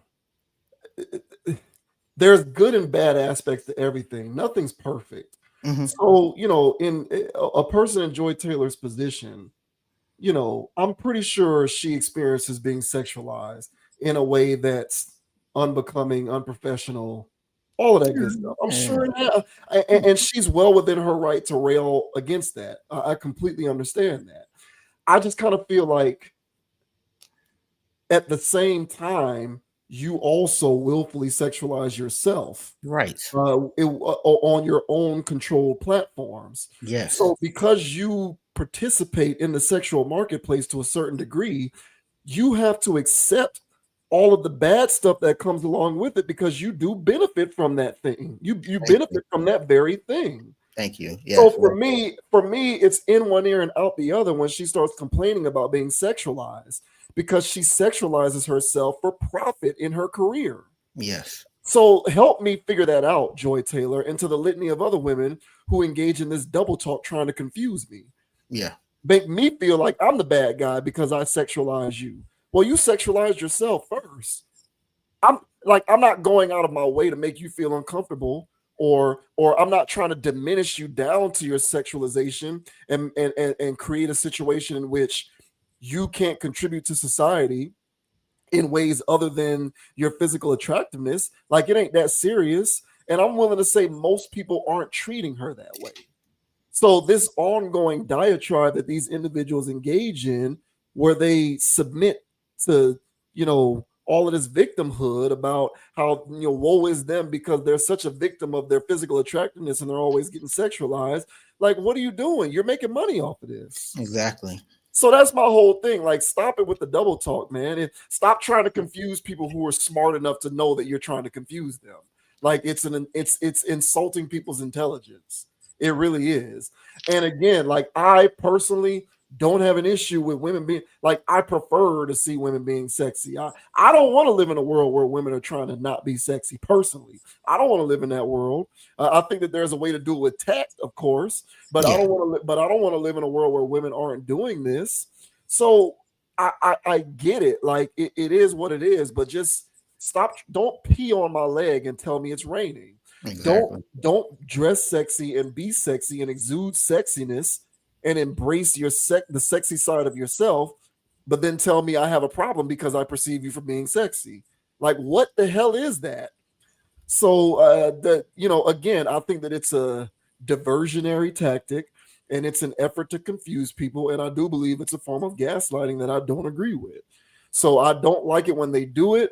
If she was really about that life, she wouldn't be making money as a sexual object, but she clearly is. So, you know, you cannot have it both ways, despite the fact that so many people nowadays still try to do it. It's just not going to fly over here. And I'm going to call it out every chance I get. Yeah. And I'll say this, and I think, you know, and you can correct me if I'm wrong here, but, you know, I have two sexies. So I have status quo sexy, you know, on the grid sexy. And then I have off the grid, as I call below the radar sexy, where they're not wearing those kind of clothes, but you can still see Right. that she's an attractive person. Right. And Joy Taylor does the On the grid. on the grid. Look at my boobies. This is my best attribute here. I have a golden smile and a rack and peanut butter skin. And this is what Whitlock tried to get to us. I'm not trying to side with Whitlock here, but this is what she does, and she puts it on full display. And you know, so that status quo sexy, but this is my point. That status quo sexy is the sexual marketplace, Instagram, like DM, OF, and that's, to me, you know, at some point, yes, that is deemed sexy because you're being sexual. And then there's the other one where we're calling it sexy, but it is sexy in the sense that you dress with decorum, you know, class, grace, you know, and you still carry yourself in a way where it's like, damn, that's hot, you know. And that's the kind of sexy, of course, you know, I don't mind that. But the ones that do dress and, you know, put it all out there on Front Street, any attribute they got, you know what I'm saying? Sometimes you might see the camel foot, okay, with these photos, because they're showing everything now. So if for that on the grid type of stuff, yeah, you know, it's hard to not associate that with bedroom action, because literally everything you're showing me is bedroom. It really, yeah. And so and not every man has class, grace, and decorum themselves. So even we see it. So imagine the creeps. Right. You're not going to stop them at that point. Yeah. So, yeah, you just have to be aware of what you're welcoming in that world whenever you put your foot in those waters. And so to act naive about that and to gaslight the world, to say my feet ain't in those waters. Yes, they are. And so you get those piranhas that come with it. So get away from that pond, all right, and step your foot in some fresh water. But hey, man, yeah, it'd be like that. That's where we're gonna have to deal with that, because we all saw Angel Reese walking that runway. Yeah, okay, yeah, we all seen that. All right. Yeah, but we did see it. But I get my central point is, if someone were to say Angel Reese was being sexy in that moment, I would hope Angel Reese would agree with that. Like, just don't be sexy, but then try to tell me you're not. That's my whole thing. It's on the way. It's on the way. It's like you know what I'm saying. Like, don't, if I'm looking at the color blue, yes, right? Like, you know what I'm saying. Don't tell me that it's actually yellow and I'm crazy for thinking it's blue. No, I know what blue looks like. I've seen it. Like, I know what blue looks like. So that's my whole thing. Like, don't tell me that that's not being sexy. Like, yeah, you might, you're behaving in a professional manner, and you're being professional in terms of how you conduct yourself at work. And I would never take that away from you. Nevertheless, you're dressed sexy. Yes. So both things can be true. Just don't gaslight me by telling me it's not sexy. I'm offended by that. I really am. And I'm not someone who's easily offended. But that is something that, like, if you were to actually do that to me in person, I would question who you are as a person. Because I'd be like, does this person really think I'm stupid? So, you know, it is what it is, man. But that's social deconstruction for you. So, you know, shouts out to Joy Taylor. I hope you get it figured out, you know, and embrace your sexiness, or not. Who knows? Yeah. Unbelievable.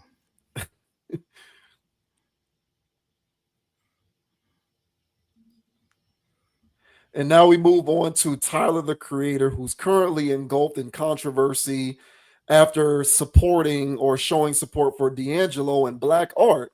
It's caused a bit of backlash from people who are digging up old messages from his past, in which he seemingly went against the collective good of his own community, I would say, in terms of narratives online and the things that people like, and the things that people like to talk about.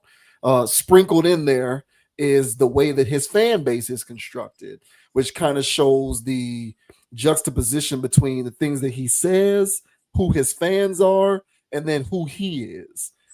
So, you know, I know that was a lot of word salad, so we'll go ahead and provide a little context here. So this initially started with Tyler, the Creator, showing support for D'Angelo in lieu of his passing. Rest in peace to D'Angelo. So this says, what's happening with Tyler, the Creator, and the D'Angelo tribute fallout? Tyler, the Creator, is facing mounting backlash after a tribute to D'Angelo spiraled into a heated debate about race, fan culture, and his own controversial past. After neo soul icon D'Angelo passed away on October 14th, Tyler shared a tribute post online to honor one of his biggest musical influences. We are so lucky to have been alive to enjoy his art. My musical DNA was helped shape by this man. Forever grateful. Safe travels.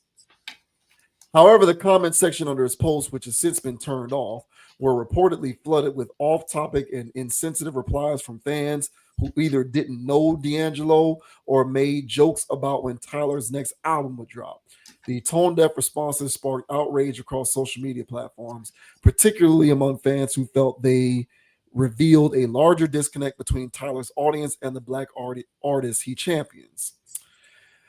In response to the wave of comments, Tyler tweeted and later deleted a tweet about sun dodgers. The term was interpreted by some as a derogatory way to refer to white people, while Tyler previously used the phrase in reference to ICE agents in an unrelated Instagram post. Its use reignited long-standing criticisms about the racial dynamics within his fan base. Reddit user Margaret_M pointed out that the situation revealed the interesting ways in which Black music is heard but not truly digested by non-Black fans. This opened up a wider discourse on X about how Tyler's white fan base engages with Black culture on a superficial level. Update account Kirko reported that Tyler hit like on a tweet which read, Tyler's fan base hates Black music despite Tyler himself having a very deep love and appreciation for it. N-Word has Charlie Wilson, Erykah Badu, DJ Drama, etc. collaborations, and they still refuse to engage with Black art on any meaningful level. Very cannibalistic. The post, widely circulated after the D'Angelo tribute, added fuel to an already growing fire. Some fans and critics are now pointing fingers back at Tyler himself, with Hot New Hip Hop and Hot 97 both reporting that Tyler is being accused of cultivating the very type of audience now under fire. The rapper's critics have resurfaced alleged tweets from his early All Future days, particularly from 2012 to 2014, where Tyler reportedly made anti-Black, misogynistic, and other offensive comments. One of the most widely shared posts is from February 2014, where Tyler wrote, I hate Black History Month. Why the F do you have to effing separate N-words still? Oh, it's paying homage to our heroes. F that. Other tweets criticize the Ferguson protest as performative. And Black people are currently mad right now, but in 2 weeks we'll be over it because they really don't care. Cool hashtag though, right? So far, Tyler has not made any public statements addressing the backlash. However, Hot 97 notes that he appears to be quietly deleting some of the old tweets that have surfaced. In his Chromacopia album released last year, Tyler addressed his problematic past on the song Thought I Was Dead, where he says, pull up old tweets, pull up old t-shirts, all that. I'll moonwalk over that bitch, he. So, what do you make of this whole situation that with Tyler, the Creator, where he hasn't really said anything publicly to defend himself, but people are going in on the makeup of his fan base and how he has said certain things in the past that appear to be anti-Black? Yeah, I think this is just a situation for Tyler himself, where he has to look himself in the mirror and admit that he is the male Doja Cat. He has created, curated this fan base of his, okay, that are trolls and racial trolls at that.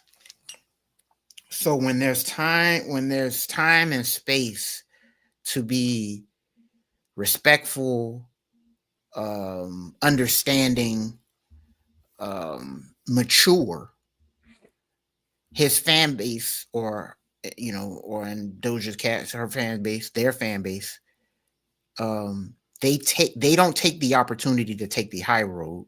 They take the opportunity to take low blows. So they have to be, you know, they can be mad all they want, but these are the people that these are the people that you've been egging on, and having a ball with, giving you money, propped you up, and made you successful. If you don't like that, I'm sorry to hear that. But in the process of creating these fans, what you're also doing is you're isolating, and you're also repelling people that would be understanding in a context such as the D'Angelo situation, or for Doja Cat, whatever it was with her hair. You know, the people that would go, hey, I understand that, I respect that, blah, blah, blah. You chase them off with those tweets. He. You know. So my thing is that these people have to be aware of the shack that they built, the tools that they use to build it. And when a situation comes like this and blows their house down, they can't be upset about it. It's very hypocritical. Because I've had my reservations with Tyler, the Creator, because I felt as though he was very much leaning into a lot of racial things, and mocking and making fun of his own people. And in the pursuit of doing that, he found a large, you know, constituency of people who agreed with that and wanted to hop on board with it. And it's even funnier when a person from their own culture is doing it to their own people. So him not seeing that he was being a minstrel show himself, him not seeing that he was wearing soft shoes and tap dancing with white gloves on, to me is hilarious. Not everybody from their community feels the way that Tyler, the Creator's fans feel. So Tyler, the Creator's fans, you know, a lot of them white. Okay. A lot of the people that were making the disrespectful stuff were white, but not every white person cares to be a troll, you know, online or in person. But Tyler found those trolls and made them his fans. So the white people that are Tyler fans that don't get into the trolling, they aren't the ones that made the disrespectful posts. Same thing for Doja Cat. Her white fans that don't get into trolling, they didn't make fun of her hair. They thought it was cool. But when you're throwing out that broad net for money, attention, and all these other things, who cares, man? Throw them all in the bucket. Okay, you're going to catch a lot of fish in there that are not edible. So, and if you find yourself eating one of those poisonous fish, such as Doja Cat and Tyler, the Creator, then you can't say, woe is me, when we were telling you that, hey, man, I think you're going to have to change the way that you create your fans. You know, you don't have to cast this broad net. You don't have to sell out your own people in order to, you know, get more money. But, you know, when money's calling like that and you prioritize that over everything else, you will do damn near anything in order to get that. And I took that for what Tyler did in his initial part of his career. He's trying to change that now and be some music savant, some genius, some guy that buys vinyls and all that. He's trying to, you know, recreate all that stuff. But here we are. All right. You know, chickens are coming home to roost. Those fans didn't go anywhere, and they made themselves abundantly clear this past couple weeks. So, yeah, don't feel sorry for Tyler. You know, we'll see what happens with this. But battling with the own people, you know, the people that's been paying you for years, people that's propping you up, you know, it's a wild thing. So we'll see what happens with him. Will he ultimately be canceled? No. But it'll be interesting to see how this pans on down the line. But what are your thoughts on Tyler, the Creator, getting into a internet spat with his own fans over the D'Angelo tweet? What are your thoughts, bro? I really don't think he's losing much, honestly, because, you know, from my vantage point, he doesn't really have that many black fans to begin with. Mhm. So, like, you know, if he's already seemingly drawn the ire of his community and people who truly do appreciate black art and black artists like D'Angelo, I'm not exactly sure what he stands to lose, because those people, I would imagine, aren't really those people aren't fans of Tyler the Creator anyway. Um, you know, since I've known of Tyler the Creator, going all the way back to the Odd Future days, most of his fans are white people. Mhm. The majority of the people I know personally who like Tyler the Creator are not black. So this to me was not surprising, because I think it's a combination of the various stances that he's had, the Mhm. way he carries himself, Mhm. some of the things that he's endorsed brand wise, corporate wise, and then also the sort of offbeat music that he makes, which started with Odd Future, and the offbeat music that they made. A lot of that stuff was other and alternative, and other and alternative tends to appeal to a wider audience that is not just, you know, black people. So as far as I'm concerned, the vast majority of his fan base was always non-black people. So the cross section between him being a black artist himself and the fact that he exists within this paradigm in which the majority of his fan base doesn't necessarily look like him, that is a real thing. I do agree with that. And I do think that when you are uniquely positioned in that way, you open yourself up to criticism when you decide that you want to put the cape on and start being super black. People are going to say, well, I mean, what are you talking about, dude? Like, you ain't never really made music that we like anyway. You never really represented any of us in terms of the stuff that you do or the music you make or the art that you represent. So what is this, you know, what is all of this D'Angelo tribute coming from? I gotta tell you, man. Because you know, Tyler the Creator is one of those people who every time he does something musically, all of the websites and all of the podcasts and all of the music world praises it for how much of a genius he is. Yeah. So because I always hear that, I'm compelled to give what he does a try. Because it's like, am I not getting it or am I missing something? Because everybody says this guy's a genius. Man, So let me listen to this, because I want to be a part of appreciating someone who's a genius, right? I got it. Yeah, I got you. I bring that up to say he's one of those people who is in that pocket where when he drops something, I listen to it. And you know, because I'm semi-familiar with his music. And being semi-familiar with his music, I would never think that D'Angelo was an influence. I agree. I wouldn't think that. Like, I only know that now because he said it. Agreed. But I wouldn't think that D'Angelo was an influence based upon what I've listened to with him for basically his whole career. Yeah, agreed. So he definitely exists within this unique pocket where there is an intersection between his fan base and who he proclaims to be as an individual. And I do believe that there is some friction there. And honestly, in my opinion, I understand the backlash. I understand the backlash with this because I understand the backlash with, and you brought up Doja Cat. It's the same thing to me with Doja Cat chastising the audience at her show for using the N-word. Like, to me, it's the same thing. Like, you've curated this image for yourself and you've made this kind of music where you appeal to this kind of weird melded audience where on any given night you can go to a Doja Cat show and the vast majority of the people in attendance are not black. Yet laced all throughout your music is the N-word. Well, who do you think is using the word when they're listening to your songs? Exactly. It's gonna be your fans. Correct. So it's weird energy to me to then chastise those same people for using the word. Who are your fans? Agreed. Don't try to dip and dab with, oh, I'm gonna cape for my black people now and be protective of certain things like who gets to use the N-word, when at the same time I also get the profit off of the fact that non-black people patronize my music and I use the N-word in my music.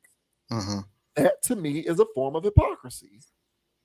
And I feel like it's the same thing with people like him, where it's like, let me get on my soapbox and talk about Black art and D'Angelo and all of these other people. Now, granted, because the article talked about his collaborations and he's worked with this person and that person and all of this kind of stuff. Okay, granted, there's nuances and there's matters of gray, but there's a reason why he has the fan base that he has. There's a reason for that. And so there's going to be some friction when you decide to put that cape on, and there's a juxtaposition between that position and who your fans are. And I don't think it's out of bounds for other people to call that out. So personally, I get the backlash. And, I'm not necessarily joining in because I don't care. It is what it is. Like if D'Angelo meant something to the guy, who am I to take that away from him? Right. But there is an interesting aspect of this conversation when we talk about who's listening to this music and who are the people who are making it. And it's one of the reasons why I gave up on the whole N-word thing. I stopped caring because it's like, what are we doing here? You can't make something a product that you sell to somebody and then tell the person that you sold it to that they can't use it. That doesn't make sense to me. So I personally think that that's a form of hypocrisy. I do get the backlash. Is he going to get canceled or is this going to blow over? I believe in all likelihood it will, because again, his fans are who they are.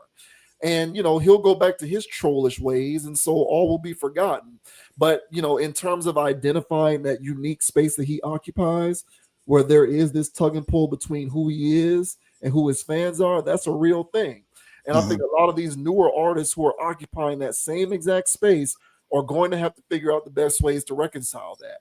Because chastising your audience for participating in the very music that you create is not going to make it doesn't make sense, and it's going to continue to not make sense.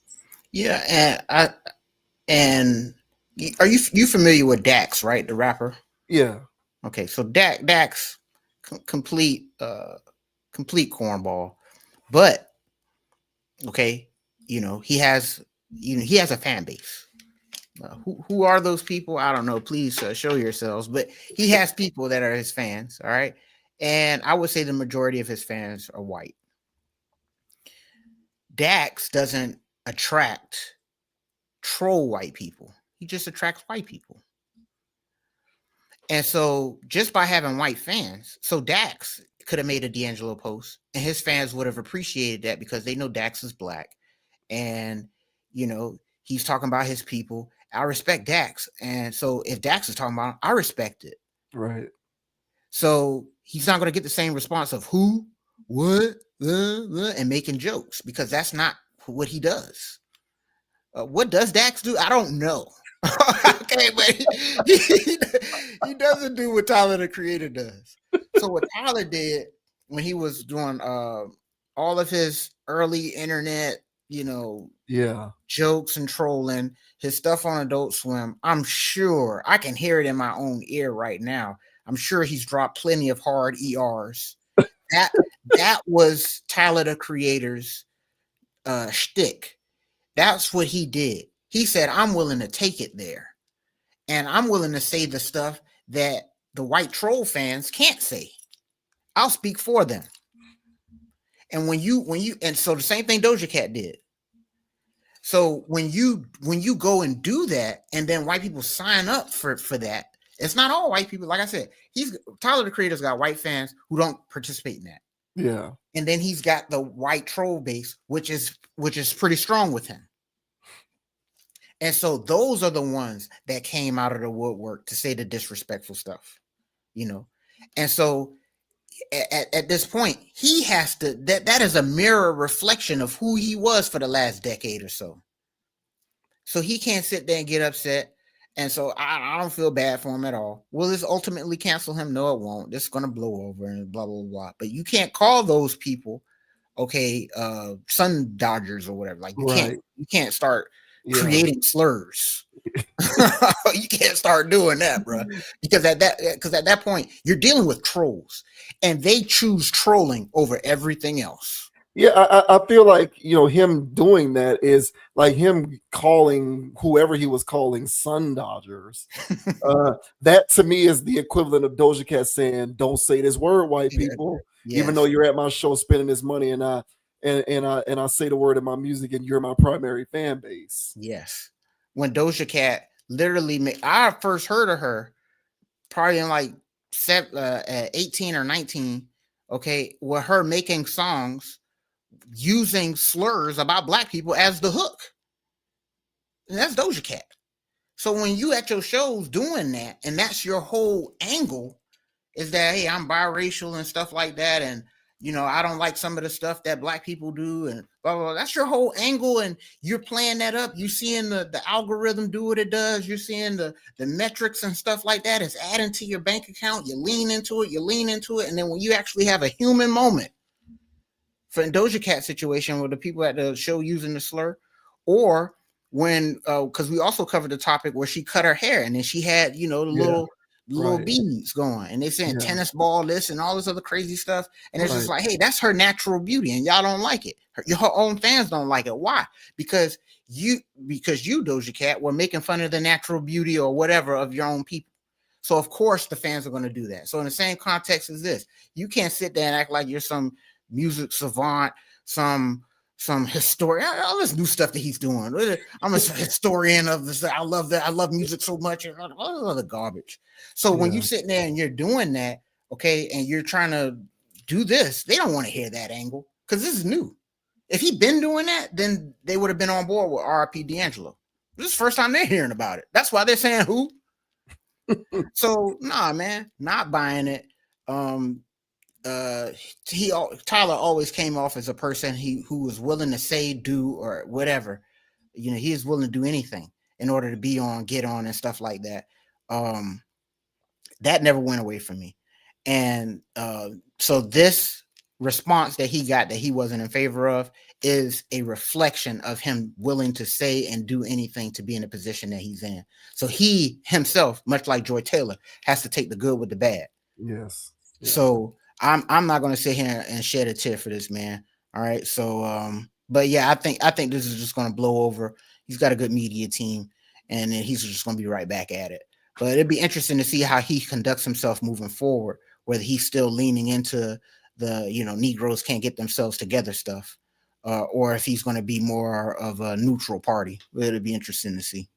I agree, man. Yeah, that's right on. Because now, granted, I'm somebody who champions a person thinking for themselves and not being a conformist. And within that particular context, I'm not averse to black people maintaining certain views or opinions or beliefs that might rub the collective of black people the wrong way because they just have their own independent thoughts, right? I do that myself. So of course I'm going to champion someone else who is like that. But there's a constructive way to go about doing it. And then there's a way to go about doing it in which you're being a forced contrarian. Yes. For the purposes of being like controversial on purpose. Correct. And he always, with his tweets and some of the stuff that he said and the clothes that he's worn, it's like he's doing it for the purposes of being provocative. Exactly. But there's nothing necessarily constructive about it. Yes. And so to your point, you're going to attract people who relish in that kind of behavior. Yes. And those are going to be people who don't necessarily care about constructivism. They just want to watch the world burn.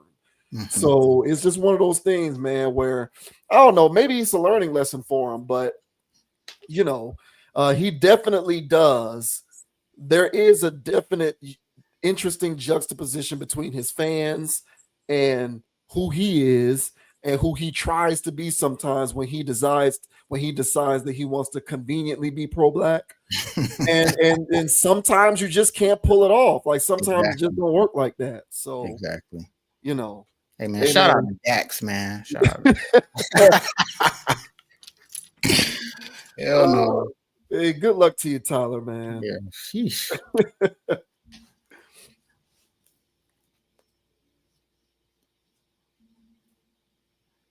Now we got Gucci Mane, who they were him and his wife Keisha Kayor. They were recently on an episode of The Breakfast Club. and they got onto the subject of Gucci Mane's mental health, his bouts with like bipolar disorder and schizophrenia. And they talked about how they managed this situation. And Keisha Kayor in particular talked about some of the actual steps that she takes to kind of minimize some of the collateral damage, I guess, whenever, Gucci is experiencing an episode. So this says Gucci Mane's wife reveals how she handles his schizophrenic episodes. Gucci Mane and his wife, Keisha Kayor, appeared on the latest episode of The Breakfast Club to discuss their marriage and the rapper's new memoir episodes. In doing so, they discussed Gucci's struggle with schizophrenia and how they worked through his mental health challenges. So I'm not going to read the quote because I'm going to play the video. From there, Charlamagne compared the situation to Kim Kardashian's recent comments on being married to Kanye West. She claimed on the Call Her Daddy podcast that West would give her cars away when he was going through an episode. Gucci says he's done similarly and recalled giving away jewelry. He added that when he would come to his senses, he felt his friends were taking advantage of him. Gucci Mane released his episode's memoir through Simon & Schuster earlier this month. In addition to his marriage to Keisha Kayor, the book also touches on several other important moments of the rapper's life. He even reveals the story behind his iconic ice cream cone tattoo. Following the memoir, Gucci put out his 17th studio album of the same name. The project features collaborations with Sexy Red, of course, Boss Man D-Lo, OJ Orange Juice Man, and more. So yeah, here's Gucci Mane and Keisha Kayor talking to The Breakfast Club about how they manage Gucci Mane's manic episodes. For you, what was it like just trying to protect the business that you guys have built while I have a he's system. personally... I take his apps off his phone. First thing I do, I delete Instagram. I delete everything. Even if I got to change his password, I'm changing it because I don't need the public to know he's having an episode. You realize you'd never know about any other episodes since September 13th because I control that. Because you're not going on Instagram, you're not going on Twitter, it's deleted. And I just control everything at home. And now before the episodes come, I catch it. So that's why he hasn't had another one. And how you catch that is he doesn't speak to you. He wants to be left alone. He don't eat. He does not sleep. Text messages, there's a period after each word. And I'm like, you're going through an episode. You're sick. No, I'm not. Ain't nothing wrong with me. Why do you think that? You're not speaking to me. Well, there's nothing to talk about. I said, well, that's not how you speak to your wife. And I'm like, you're sick. And we snap out of it right then. Wow. We heard Kim this week say how Kanye just used to give away their cars and stuff when he would go through episodes. And in the book, you talk about I did that. You just used to be giving away stuff. I gave away jewelry. Money. And jewelry cost so much. Money. You know how much it costs for jewelry? Like, Yeah.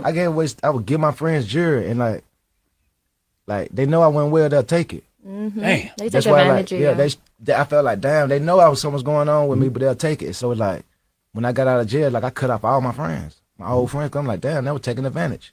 I wonder what the psychology is behind that. Like, why when you're going through an episode, you feel Give away money, and I don't know. You don't care You're not about in your nothing. mind because the money don't. It's not. You kind of like in a warped world. It's almost like it's a psychosis. You know what I'm saying? It's not. You dealing with stuff like you hearing voices. Yeah, they have voices. And you hearing voices too. Like it's telling you to. You might think that Charlamagne I might think that you trying to fight me. You ain't even did nothing. We be like, bro, I ain't did nothing to you. What's wrong? Like I'll be like trying to fight you, Charlamagne. Like you did this. You know what you did? You stole something from me. And you be like, bro, I ain't stole nothing from you. But in my mind, I'm like, it's the truth. So that's what I used to deal with. How did therapy and the self-work change your relationship with anger? And like, do you still wrestle with that same inner voice that you talk about throughout the book? I don't. I don't. It's like I seen a therapist. I gotta start taking medicine that prescribed for me, what she thought, and it worked. And I haven't had any other problems. I always wondered when people have episodes, what sparks it, right? Do you know what sparked the episodes? I think drug use Stress, and stress, non-sleeping. not sleeping combined. It wasn't just like, okay, I drank the lean.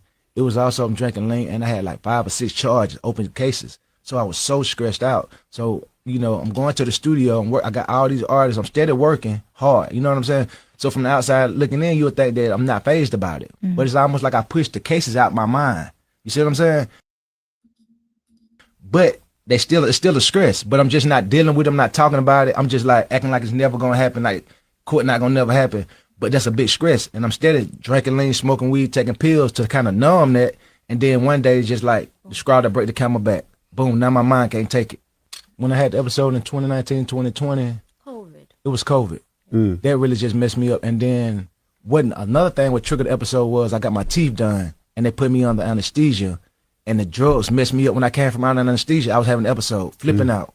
And I'm like, damn, I ain't even doing, I could understand that. You know what I'm saying? So even if I go, it's like, damn, I never thought that would be a trigger, but that was a trigger.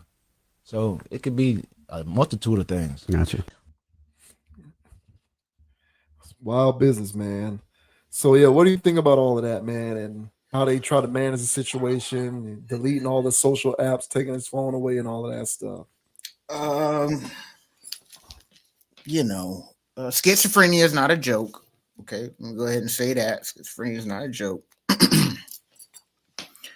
But I'm leaning into the tinfoil hat stuff with this. I don't know if that's the real Gucci or not. I don't know who this guy is, man. And let me, before things get off the rails, let me explain. I think Gucci was who he was before all of this stuff. He was a bit of an untamed gorilla. All right. Before his last stint in prison.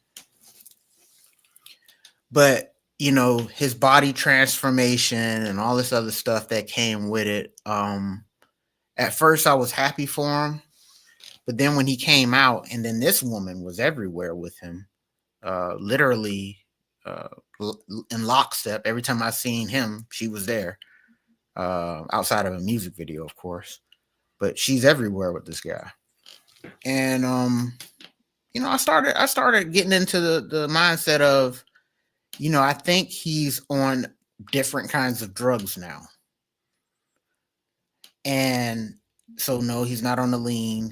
He's not on the Mary Jane anymore, but he's on the Hollywood cocktail. And the Hollywood cocktail changes people. This is the same thing that Kanye was on. This is the same thing that Kim Kardashian would do, which is ironic that Charlemagne would bring up this is what Kim talked about with Kanye, that he would do this and do that. And it's like, yeah, these are the episodes that these people have when they're on the Hollywood cocktail.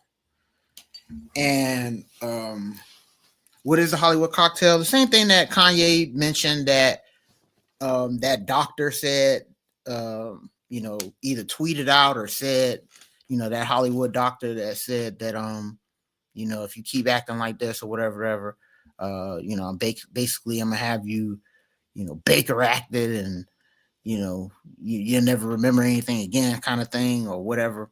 And I think that Gucci is in this space where he is on a different, like I said, different kind of drug. His music it's not the same. He didn't talk the same. Nothing's the same. He's really in this, he's a caricature of himself. And I think that him speaking right now and the way that he was talking, he sounds like somebody that is in a different kind of prison. He sounds like he's under control by her and by who pays for him. Last thing I'll say before things get a little, but this is my thing. I think that for these cash cows, for these record labels and stuff, there is a benefit of having a rapper who's in and out of jail. So it's a lot of stuff that comes with that. But at the same time, this is an investment. And kind of like what NBA Youngboy is going through right now. Similar to what Kodak Black is going through right now. Where they serve more good being free making dysfunctional music than being locked away or passed away. And so I think with Gucci is a situation where they wanted this cash cow out. They wanted him to make his type of music out. He didn't really serve much of a purpose being locked up. And I think that they got him on the special juice to keep him under control, tell him that he's schizophrenic, and get him under control. And I think that this interview was a little strange to me. And he sounded like more of a pet, more of a son to this woman than a husband and multimillionaire CEO. He sounds like a tool. And I don't mean that in an offensive way. It just, he doesn't sound like he's all the way there still. So, like I said, schizophrenia is not a joke. People do need to take mental health seriously. I'm not trying to mock the situation. To me, this looks like a weird Hollywood situation. And so this doesn't feel like, the Gucci that I know. This feels like a shell of a person who is just out there being controlled by his record label or whatever. So I think that's what's going on here. But that's my angle on this. You don't have to entertain me. But what are your thoughts, man, on Gucci expressing his manic episodes and his old lady saying what the things that she has to do in order to keep it in check? What are your thoughts, man? Okay, so you said the Gucci just a question. If the Gucci was on drugs and lean all the time, would there be a point where the drug use over time takes its toll and something does happen to him where he does kind of snap into becoming a different person? I mean, that's a possibility. That's definitely on the table. I'm not going to sit here and write that off. People don't normally rebound after being on such hard use of things, but I know plenty of rappers that were still on that stuff in Texas in particular, or whatever. And it's not the same kind of thing, but it doesn't treat everybody the same. So the possibility is there that that stuff over the years did have its impact and did throw his mental chemistry off. So I'm willing to reserve that, but me, I can't resist a tinfoil hat, bro. Yeah, I mean, I just know going all the way back to when we were in high school, Gucci was always rapping about being on lean and all of his pills and perks and all of that stuff. So I would imagine doing that for over a decade. I would imagine it takes its toll on the body. Mm-hmm. Now, in terms of the mental health angle, as someone who knows people personally, as someone who knows someone or people who are bipolar, like it just is what it is. But when you're dealing with that, you do need people handling you. Mm-hmm. There is someone that needs to be there who can mitigate risks and eliminate the amount of triggers around you. There's going to be someone who needs to be there. You cannot be left to your own devices. I'll say that. That's fair. And so when you are unable to be left to your own devices, it can come off looking like you are being controlled, because you do need someone to take care of you. You really do. So, I kind of feel like there's an element of that's going on, where it's just a situation where he just can't be left to his own devices. And individuals in that situation cannot themselves eliminate the triggers because they actively seek the triggers out. Mm-hmm. So there's got to be someone around who's responsible enough and patient enough to be with this person and help this person and help get them along. So, I'm not saying that, what you said, I don't know. I can't speak to it. But in the event that this is legitimate, what they were saying to me makes sense. Mm-hmm. Because I've seen it. So, hopefully, he stays on the beaten path. You know what I'm saying? Speaking of the devil in terms of the music, just this past weekend, Sunday, as a matter of fact, I was trying to give this album of his a try. I couldn't make it past the third Not song. good. It's not good, bro. It's not good, bro. I couldn't make it past the third song. I just couldn't do it. It was terrible. But yeah, looking at this legitimately, I would say that 15, 20 years of being on that stuff has to take a toll on the body. And people's body chemistry is different. So like a lot of this stuff, like there are certain variables that impact how substances can affect you, like your genetics and your physical composition, your BMI and all of those things, your body's metabolic rate. All of these things play a role in how substances hit you. And so you might find somebody who can function like that's, you've heard the term functioning alcoholic. These are people who can be alcoholics but still be functional. They're actually alcoholics, but in a weird way they can control it. But there's other people who cannot take a sip and they're done. They're off the wagon. So there's variables, and I only bring that up because you mentioned you've seen other rappers on stuff and things look differently. So things can affect people differently based upon some different variables.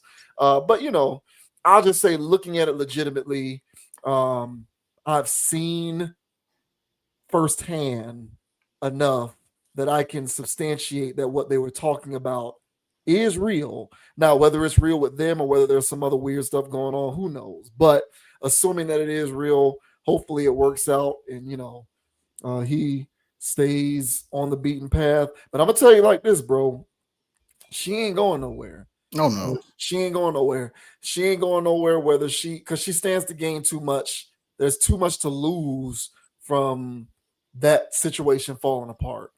So if it requires her being there, doing all of that, being there every time he makes a public appearance, she's right there. She's going to be there. And if she needs to be his handler, then so be it. Because if a person is going through that, there is someone that does need to be around. Hey, that's fair, man. And last thing that I'll say, not the biggest fan of what appears to be work that she's had done to her face. She didn't always look like that.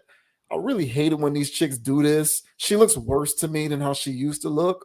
I just wanted to throw that out there because it looks like she has stuff done. It looks like she's had work done to her face, and she's all the worse for it. So, speaking of which, a little bit off topic, man. But just yesterday, man, I saw, I guess it's like new visuals of whatever Kim Kardashian is doing or whatever, and I mean her BBL is just. I mean, that is disgusting.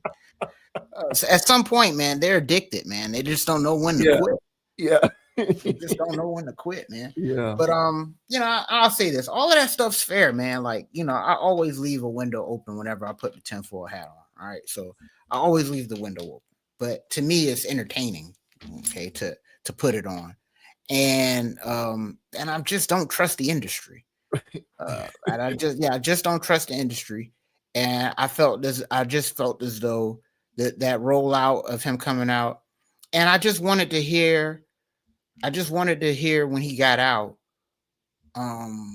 since I knew he was being sober and all this other stuff, I wanted to hear, what I heard before, but clear, you're disciplined now, you're working out and all. I wanted to hear that translate in his stuff. And the only thing he's giving me is just watered down stuff of what he gave me back then. And I'm like, well, what are you doing? It's hard for me to champion this new guy that came out and all this other stuff. Like it was just difficult, and it just made it not likable. I didn't know he came out with a new project. Makes sense that he's taking his talents on podcasts and stuff. So I would listen to it just so I can hate listen to it. But whenever I got a playlist going and Gucci comes on, I can already sonically hear if this is new Gucci or old Gucci. And then I'll look at the phone and sure enough, this is something came out in 2023. This is trash. This is trash. So I don't care for it. I don't care for it, man. But I'm part of the internet community that thinks that he's under some type of Hollywood spell. I think that that's a real thing that kind of like what Dave Chappelle had mentioned when he was on Oprah. What would make Martin Lawrence be running out in the streets in his underwear saying they're out to get me? What made him do that? Why would Mariah Carey do whatever he said that she did? There's people out there in Hollywood that control the either artist, actor, or whatever through handlers and medication. And so for him to be on there saying that, hey man, I went to a therapist, blah, blah, blah, and they said that this is what I need, and I take that a lot, and it keeps me in pocket. I take his phone, I do it. It's like, this is weird, man. But then again, you don't really hear too many people's explanation of their schizophrenic episodes. So it gives and take. But yeah. I lean into the tinfoil stuff because like I said, I can't resist. But you bring up good points, man, and that's why you're here, man. Keep me balanced. Hey, man, no, the Hollywood cocktail, I do know that that's a real thing. And Chappelle was talking about Mariah Carey going on TRL and taking her clothes off. That was what he said she did. Yeah, that's right. So yeah, stuff definitely goes on, man, and it's highly weird for a reason. So you never know. Mm-hmm. But we've been very familiar with Gucci's music since the early 2000s. Yeah. And I do know that since the early 2000s, he has talked about being on drugs actively. Yeah, so I do think that some of that has to be taken into consideration. Very fair, very fair. Yeah. Hey, but let us know down in the comment section, guys. Where my fellow tinfoil hatters, man. You know what I'm saying? Do you guys think this is the real Gucci? You guys feel like this guy's under some type of Hollywood cocktail? Please let me know down in the comment section. Or am I tripping? Let me know down in the comment section, man. Hey, man. Shouts out to Gucci, man. Questionable artist selection, but he is who he is. So what can you do?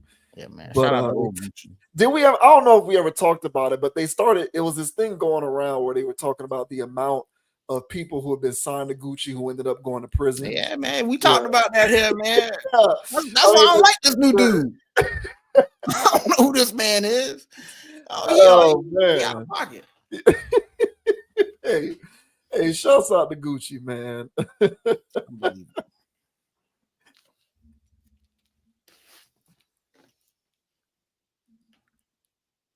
And last but not least, we get into the ongoing saga involving Stephen A. Smith and LeBron James. I'm not exactly sure why Stephen A. Smith has been on a press junket lately, but he has been unmuting about his relationship or lack thereof with LeBron recently. He was on the Pivot where he went into it and talked about it in length. And then he also was on what's the name of it? Carmelo Anthony's podcast, 7 p.m. in Brooklyn. 7 p.m. in Brooklyn with Carmelo Anthony. And once again, they got onto the subject of his relationship with LeBron. And Stephen A. Smith believes that LeBron tried to set him up, sabotage his career, so on and so forth. This is in the aftermath of that exchange that they had before a Laker game where LeBron was confronting Stephen A. Smith over Stephen A. Smith being critical of the way LeBron was, orchestrating Bronny James's, NBA career and getting drafted by the Lakers and all of that stuff. So, obviously Stephen A. Smith still has some hard feelings about this, and he feels like LeBron is a master puppeteer behind the scenes who at one point tried to orchestrate the sabotage of his career. So this says Stephen A. Smith claims LeBron James tried to sabotage his career. Stephen A. Smith has accused LeBron James of allegedly trying to sabotage his career by staging their infamous confrontation during a game between the Lakers and the Knicks. He discussed his side of the incident during an appearance on 7 p.m. in Brooklyn with Carmelo Anthony. Of course, I'm not going to read the quotes, so I'll just skip on past that. Stephen A. Smith has been highly critical of LeBron for many years, but their feud reached new heights in the wake of the Lakers drafting James's son, Bronny, in 2024. LeBron accosted him at the aforementioned game earlier this year to complain about Smith criticizing the 21-year-old. Mm-hmm. Last week, Smith appeared on the Pivot podcast and accused James of treating him differently from other reporters because he is black. You ever see LeBron go at a white boy? Let's call it what it is. You ever see him do that? You saw him come at me. Closest you ever came to seeing him do something like that was when he called out Brian Windhorst. What you calling out Brian Windhorst for? The man covered you since junior high school and has praised you repeatedly, and you used the Pat McAfee situation to go at him. And that's the only time you ever see LeBron James really go at somebody white. I'm going to call it what it is. So here is him on Carmelo Anthony's show talking about how he feels he was set up by LeBron in that moment. Let me get to LeBron. I don't like his not a little bit. You do not understand the links this man would go to. This dates back more than a decade. I believe he's one way publicly, he's another way privately. You know, he might not be interviewed and he might not be quoted, but the things he says and the things he has said to people, it's gotten back to me. The things that he's tried to do, if it were up to him, I wouldn't be where I am today. It's some low. The day that he rolled up on me courtside, it was the day my contract was announced, that I had stayed with ESPN. Go back and look at the camera angles. I arrived there in the first quarter. He rolled up on me in the third quarter. This is 2025. We got technology everywhere. TNT is a nationally televised game. How is it we got one angle and the only angle you see was of him and his face, but you see the back of my peanut head? I know this, but I know a thing or two about camera angles. I determine them half the time. Yep. Do this angle, do that angle. This is my business. I ask you straight up, do you think you felt set up in that moment? Damn right I did. You thought he had somebody out there too? Damn right that did. Okay. Damn right. That's how I feel. Okay. But no big deal. No problem. Because I go on the air the next day and I'm like, that's a dad reacting to his son. Happens on a Thursday. That's a Friday. That's Saturday. Richard Jefferson is doing the game in Boston. He's still mic'd. He's working for ESPN. And we see LeBron say to him, yo, man, when he said, as a father, I had it. So I'm thinking, oh, that's not about Bronny. That's about you. Okay, let's talk about you as a father from this perspective. Oh, he ends up getting drafted by the Los Angeles Lakers. Congratulations, no problem. Oh, he ends up being there opening night, that father-son moment with Ken Griffey Jr. and Sr. in attendance. I was there at the game, standing up, clapping, no problem. It became a problem when this brother was in the G League, and then the next day, J.J. Redick decides to bring him in the first quarter and ask him to guard Tyrese Maxey. If you could literally feel or see somebody drooling at the mouth, give me the ball. That was Tyrese Maxey. It was a nightmare. And I'm like, you can't do that to him. But you also can't do that to us. We're the media. Now you asking us not to cover the game. The last straw was not him rolling up on me on courtside. If you sat up there and said, yo, LeBron pissed off, he need to talk to you man to man, and I was in New York, what would I do? I'd be on the next plane to LA. And then you gonna turn around and come on ESPN with Pat McAfee? You gonna come on my channel on a show that comes on after me just to dog me? Nah. And what you dogging me about? Be a man. Yo, I don't like him either. Cool. Nah, I have to protect my family. That's the narrative you playing? Yo, bro, when I tell y'all, you can't measure the level of how pissed off I have been over that. There is no level of disrespect that has ever been accorded to me in my life, more so than what he did. To try to paint me as somebody who would attack somebody's family, knowing I've never done it, I can't tell you how offensive I find that. Media drama, sports media drama. Gotta love it, man. Sports media drama, man. So yeah, LeBron. I mean, Stephen A. Smith. You know, he doesn't voluntarily bring it up, but when asked, he certainly goes in on this. For sure. He does not shy away from talking about how much he dislikes LeBron, and it all stemmed from this particular situation. So, what do you make of all this? You know, I think that Stephen A. has a point that LeBron is he plays the media on and off the court. You know, he has a very strong hand in narratives. And I do believe that he feels as though LeBron, that is, felt disrespected about what Stephen A said about the Tyrese Maxey situation. And I also believe that what Stephen A. Smith said, that this was a staged event to make LeBron look like he's sunning Stephen A. Smith. I agree with that. I do think LeBron would go through that extent. I don't put that past him at all. And I've seen Stephen A. Smith in his element when his back is against the wall and he has to compete to keep his position in sports media. In particular, when the Kwame Brown situation happened, where Kwame went viral for defending himself on, Stephen A. Smith, saying whatever he said to him his entire career. I was Team Kwame on that. All right. But I saw a part in Stephen A. Smith when he was responding to Kwame, is that Stephen A. Smith is crazy. He has this calm demeanor. He'll talk. He'll give soliloquies. But at the same time, he is a madman that you don't want to cross. He can get as petty as anybody else. And he plays the corporate game very well. And he's one of those people that will stab you in the back, Max Kellerman, or stab you in the face in order to come out on top.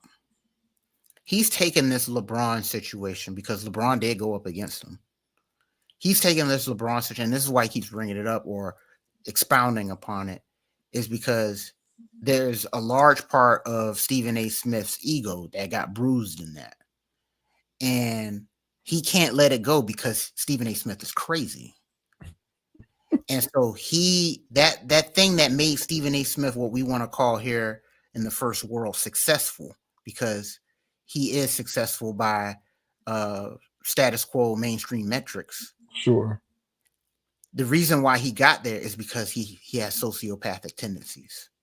He will stab you in the back. He will step on top of you. He will do whatever it takes to be the head honcho. And he's taking this LeBron thing on as a challenge, personally, I believe. And that's why you hear him say the stuff that he says. I do believe Stephen A. Smith is rational to a degree with his insanities, is because although he still throws Bronny under the bus whenever he's explaining this situation, even though it's objectively thrown him under the bus because he deserved it. Okay, but he still does that. But he tries to separate it, because he's not in the. I genuinely believe he's not in the business to destroy Bronny himself. I think he's using Bronny as a conduit to destroy LeBron. I think that's part of his manic craziness.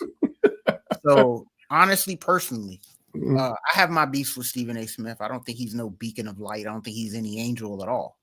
But I do believe that he's not the person that you want to get into a mudslinging fight with. He's not somebody you want to tussle with. He's definitely in the business of being the winner if you want to get into a toe-to-toe bout with him. And so that's why I think you keep hearing him talk about this stuff. I'm pretty sure if Carmelo didn't run this question by him before they spoke, I'm pretty sure Stephen A. Smith probably volunteered to talk about it as well. Because, who knows? So we'll see how this continues to unfold. As you mentioned, the saga and the drama with this continues. But Yeah, my takeaway from this is that Stephen A. Smith has a point, that I do believe that LeBron is a media manipulator, a master manipulator, as Kendrick Lamar would say. And I also think that Stephen A. Smith is a madman that will stop at nothing in order to rectify that situation where he got embarrassed on that court. But what are your thoughts, man, on Stephen A. Smith pulling up on Carmelo Anthony and dropping all of this fire on LeBron James? What are your thoughts, man? Yeah, I don't have too much to add to what you said. I also agree with you. My first thought with what Stephen A. Smith said was, yeah, what I gather about who LeBron is as a person, as a human, I don't put it past LeBron to orchestrate something like that.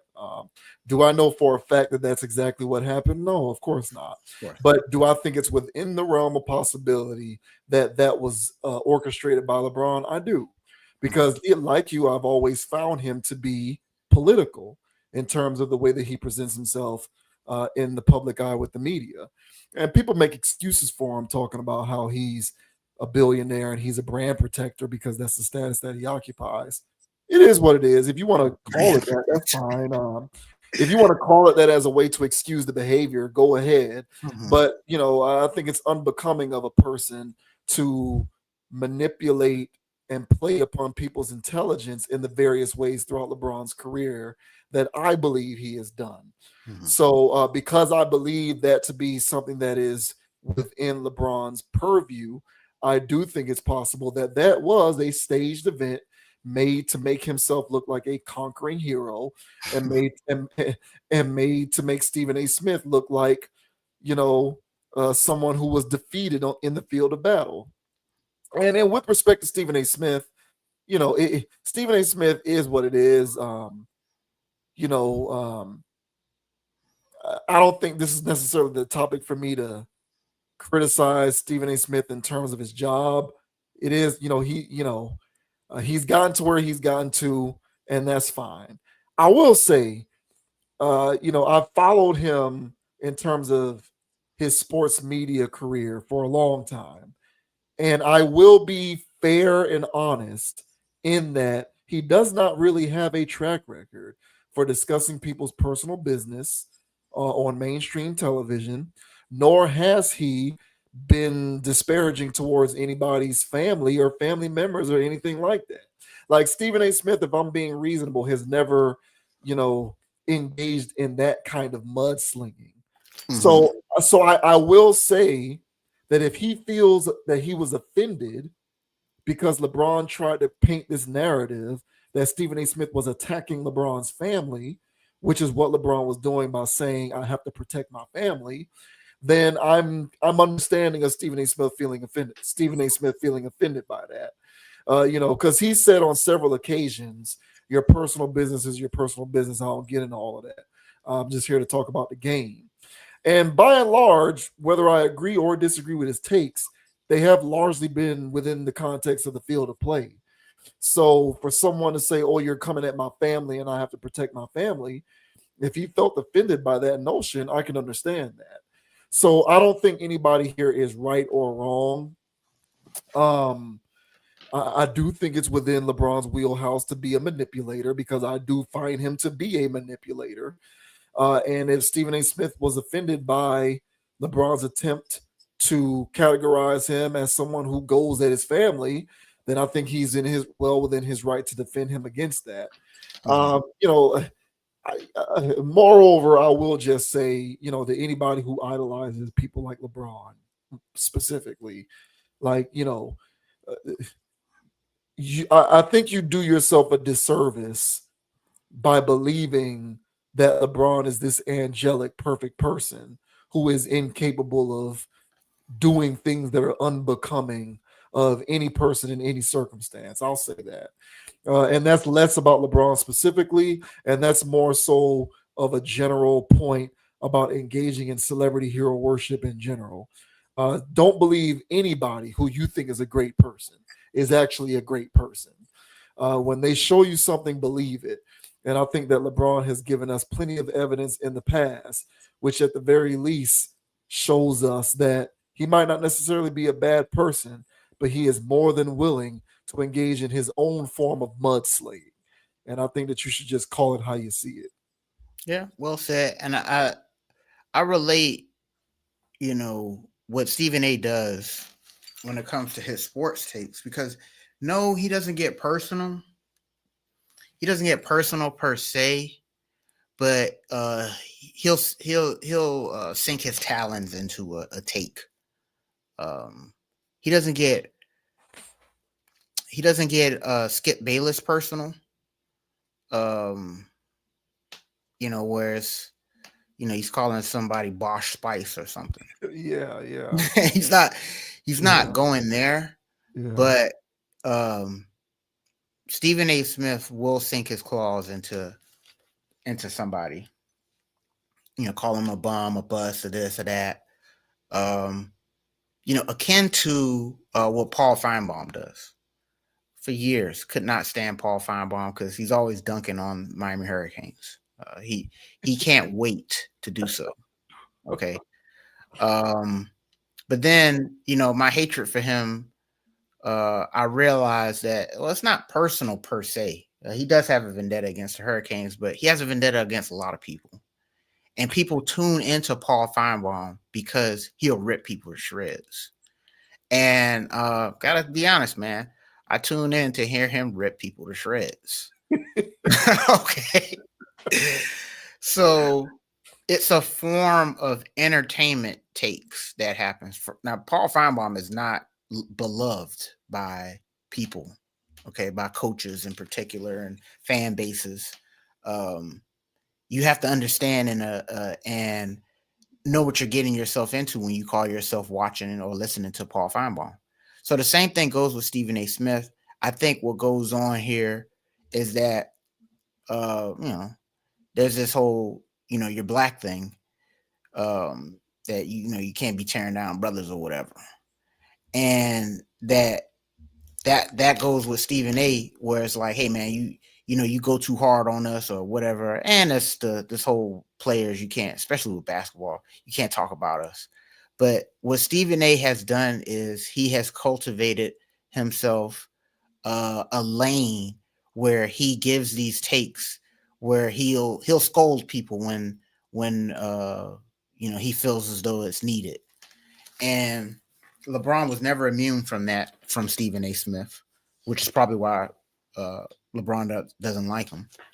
Well, LeBron doesn't like anybody who doesn't say he's the greatest player of all time. Exactly. And so, Stephen A. always straddled the fence, but he politically straddled the fence. But I'm pretty sure LeBron can tell that this man don't like me.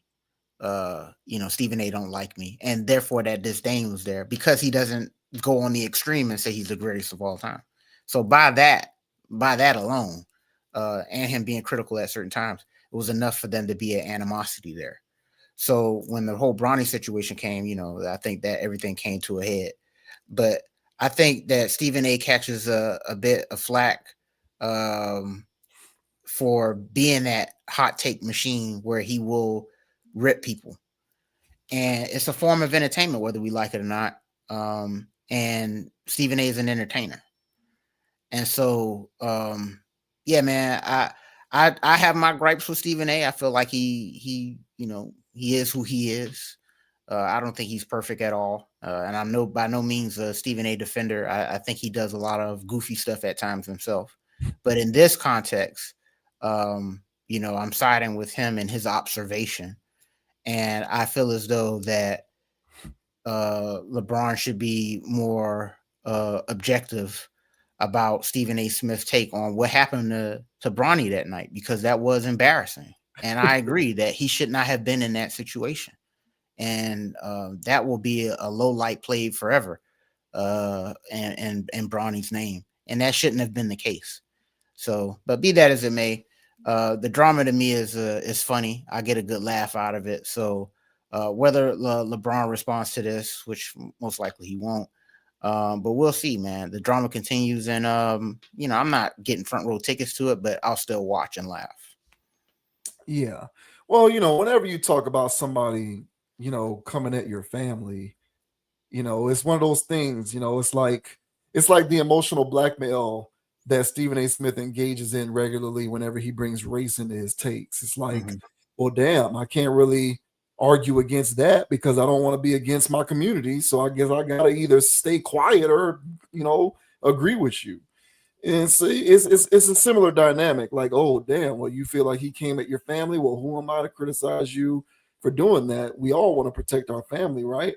I can relate to that. So it's one of those things where you create a situation in which it's hard for people to really critique you in any meaningful way, but that doesn't mean that you're not being manipulative in the process. Correct. So, that's kind of where I'm coming at it from. And I do think that it is I do believe that it is well within LeBron's wheelhouse to orchestrate situations in such a way to make him come out looking like he has the upper hand. And if he can do that while making somebody who he doesn't care for look like the loser, I certainly believe that he will take advantage of that. So that's all I'm saying, man. I think the guy is more than capable of being a mudslinger.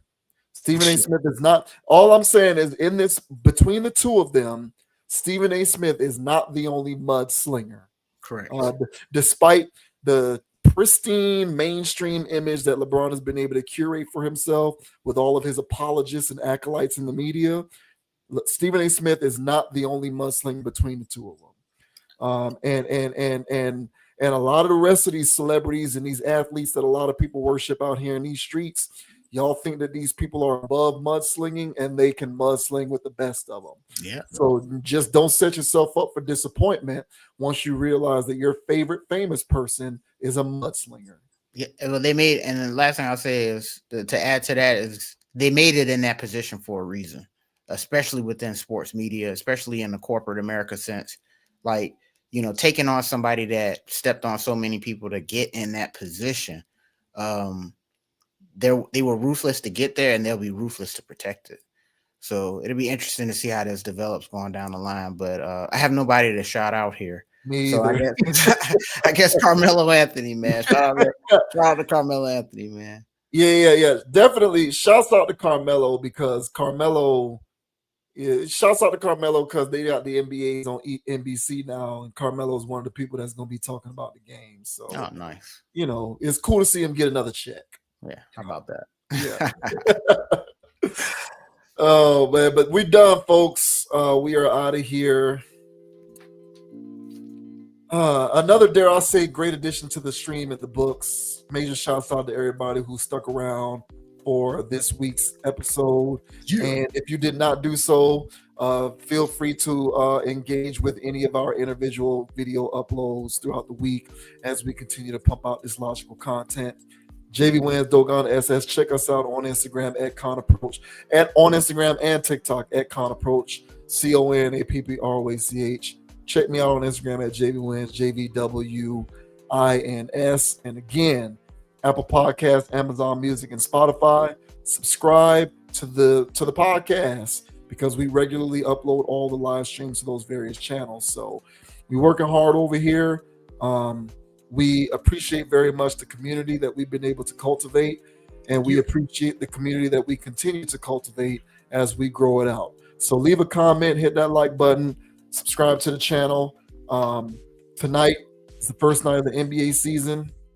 It's a rough year. It's going to be a rough year for me. The Heat aren't going to be good. The Knowles aren't good. And the Dolphins are atrocious. So. Oh, my God. Disgusting, so yeah, man, I'm trying to find my proxy teams to latch on to. I'm trying to decide between the Rams because I've always liked Stafford and Devontae.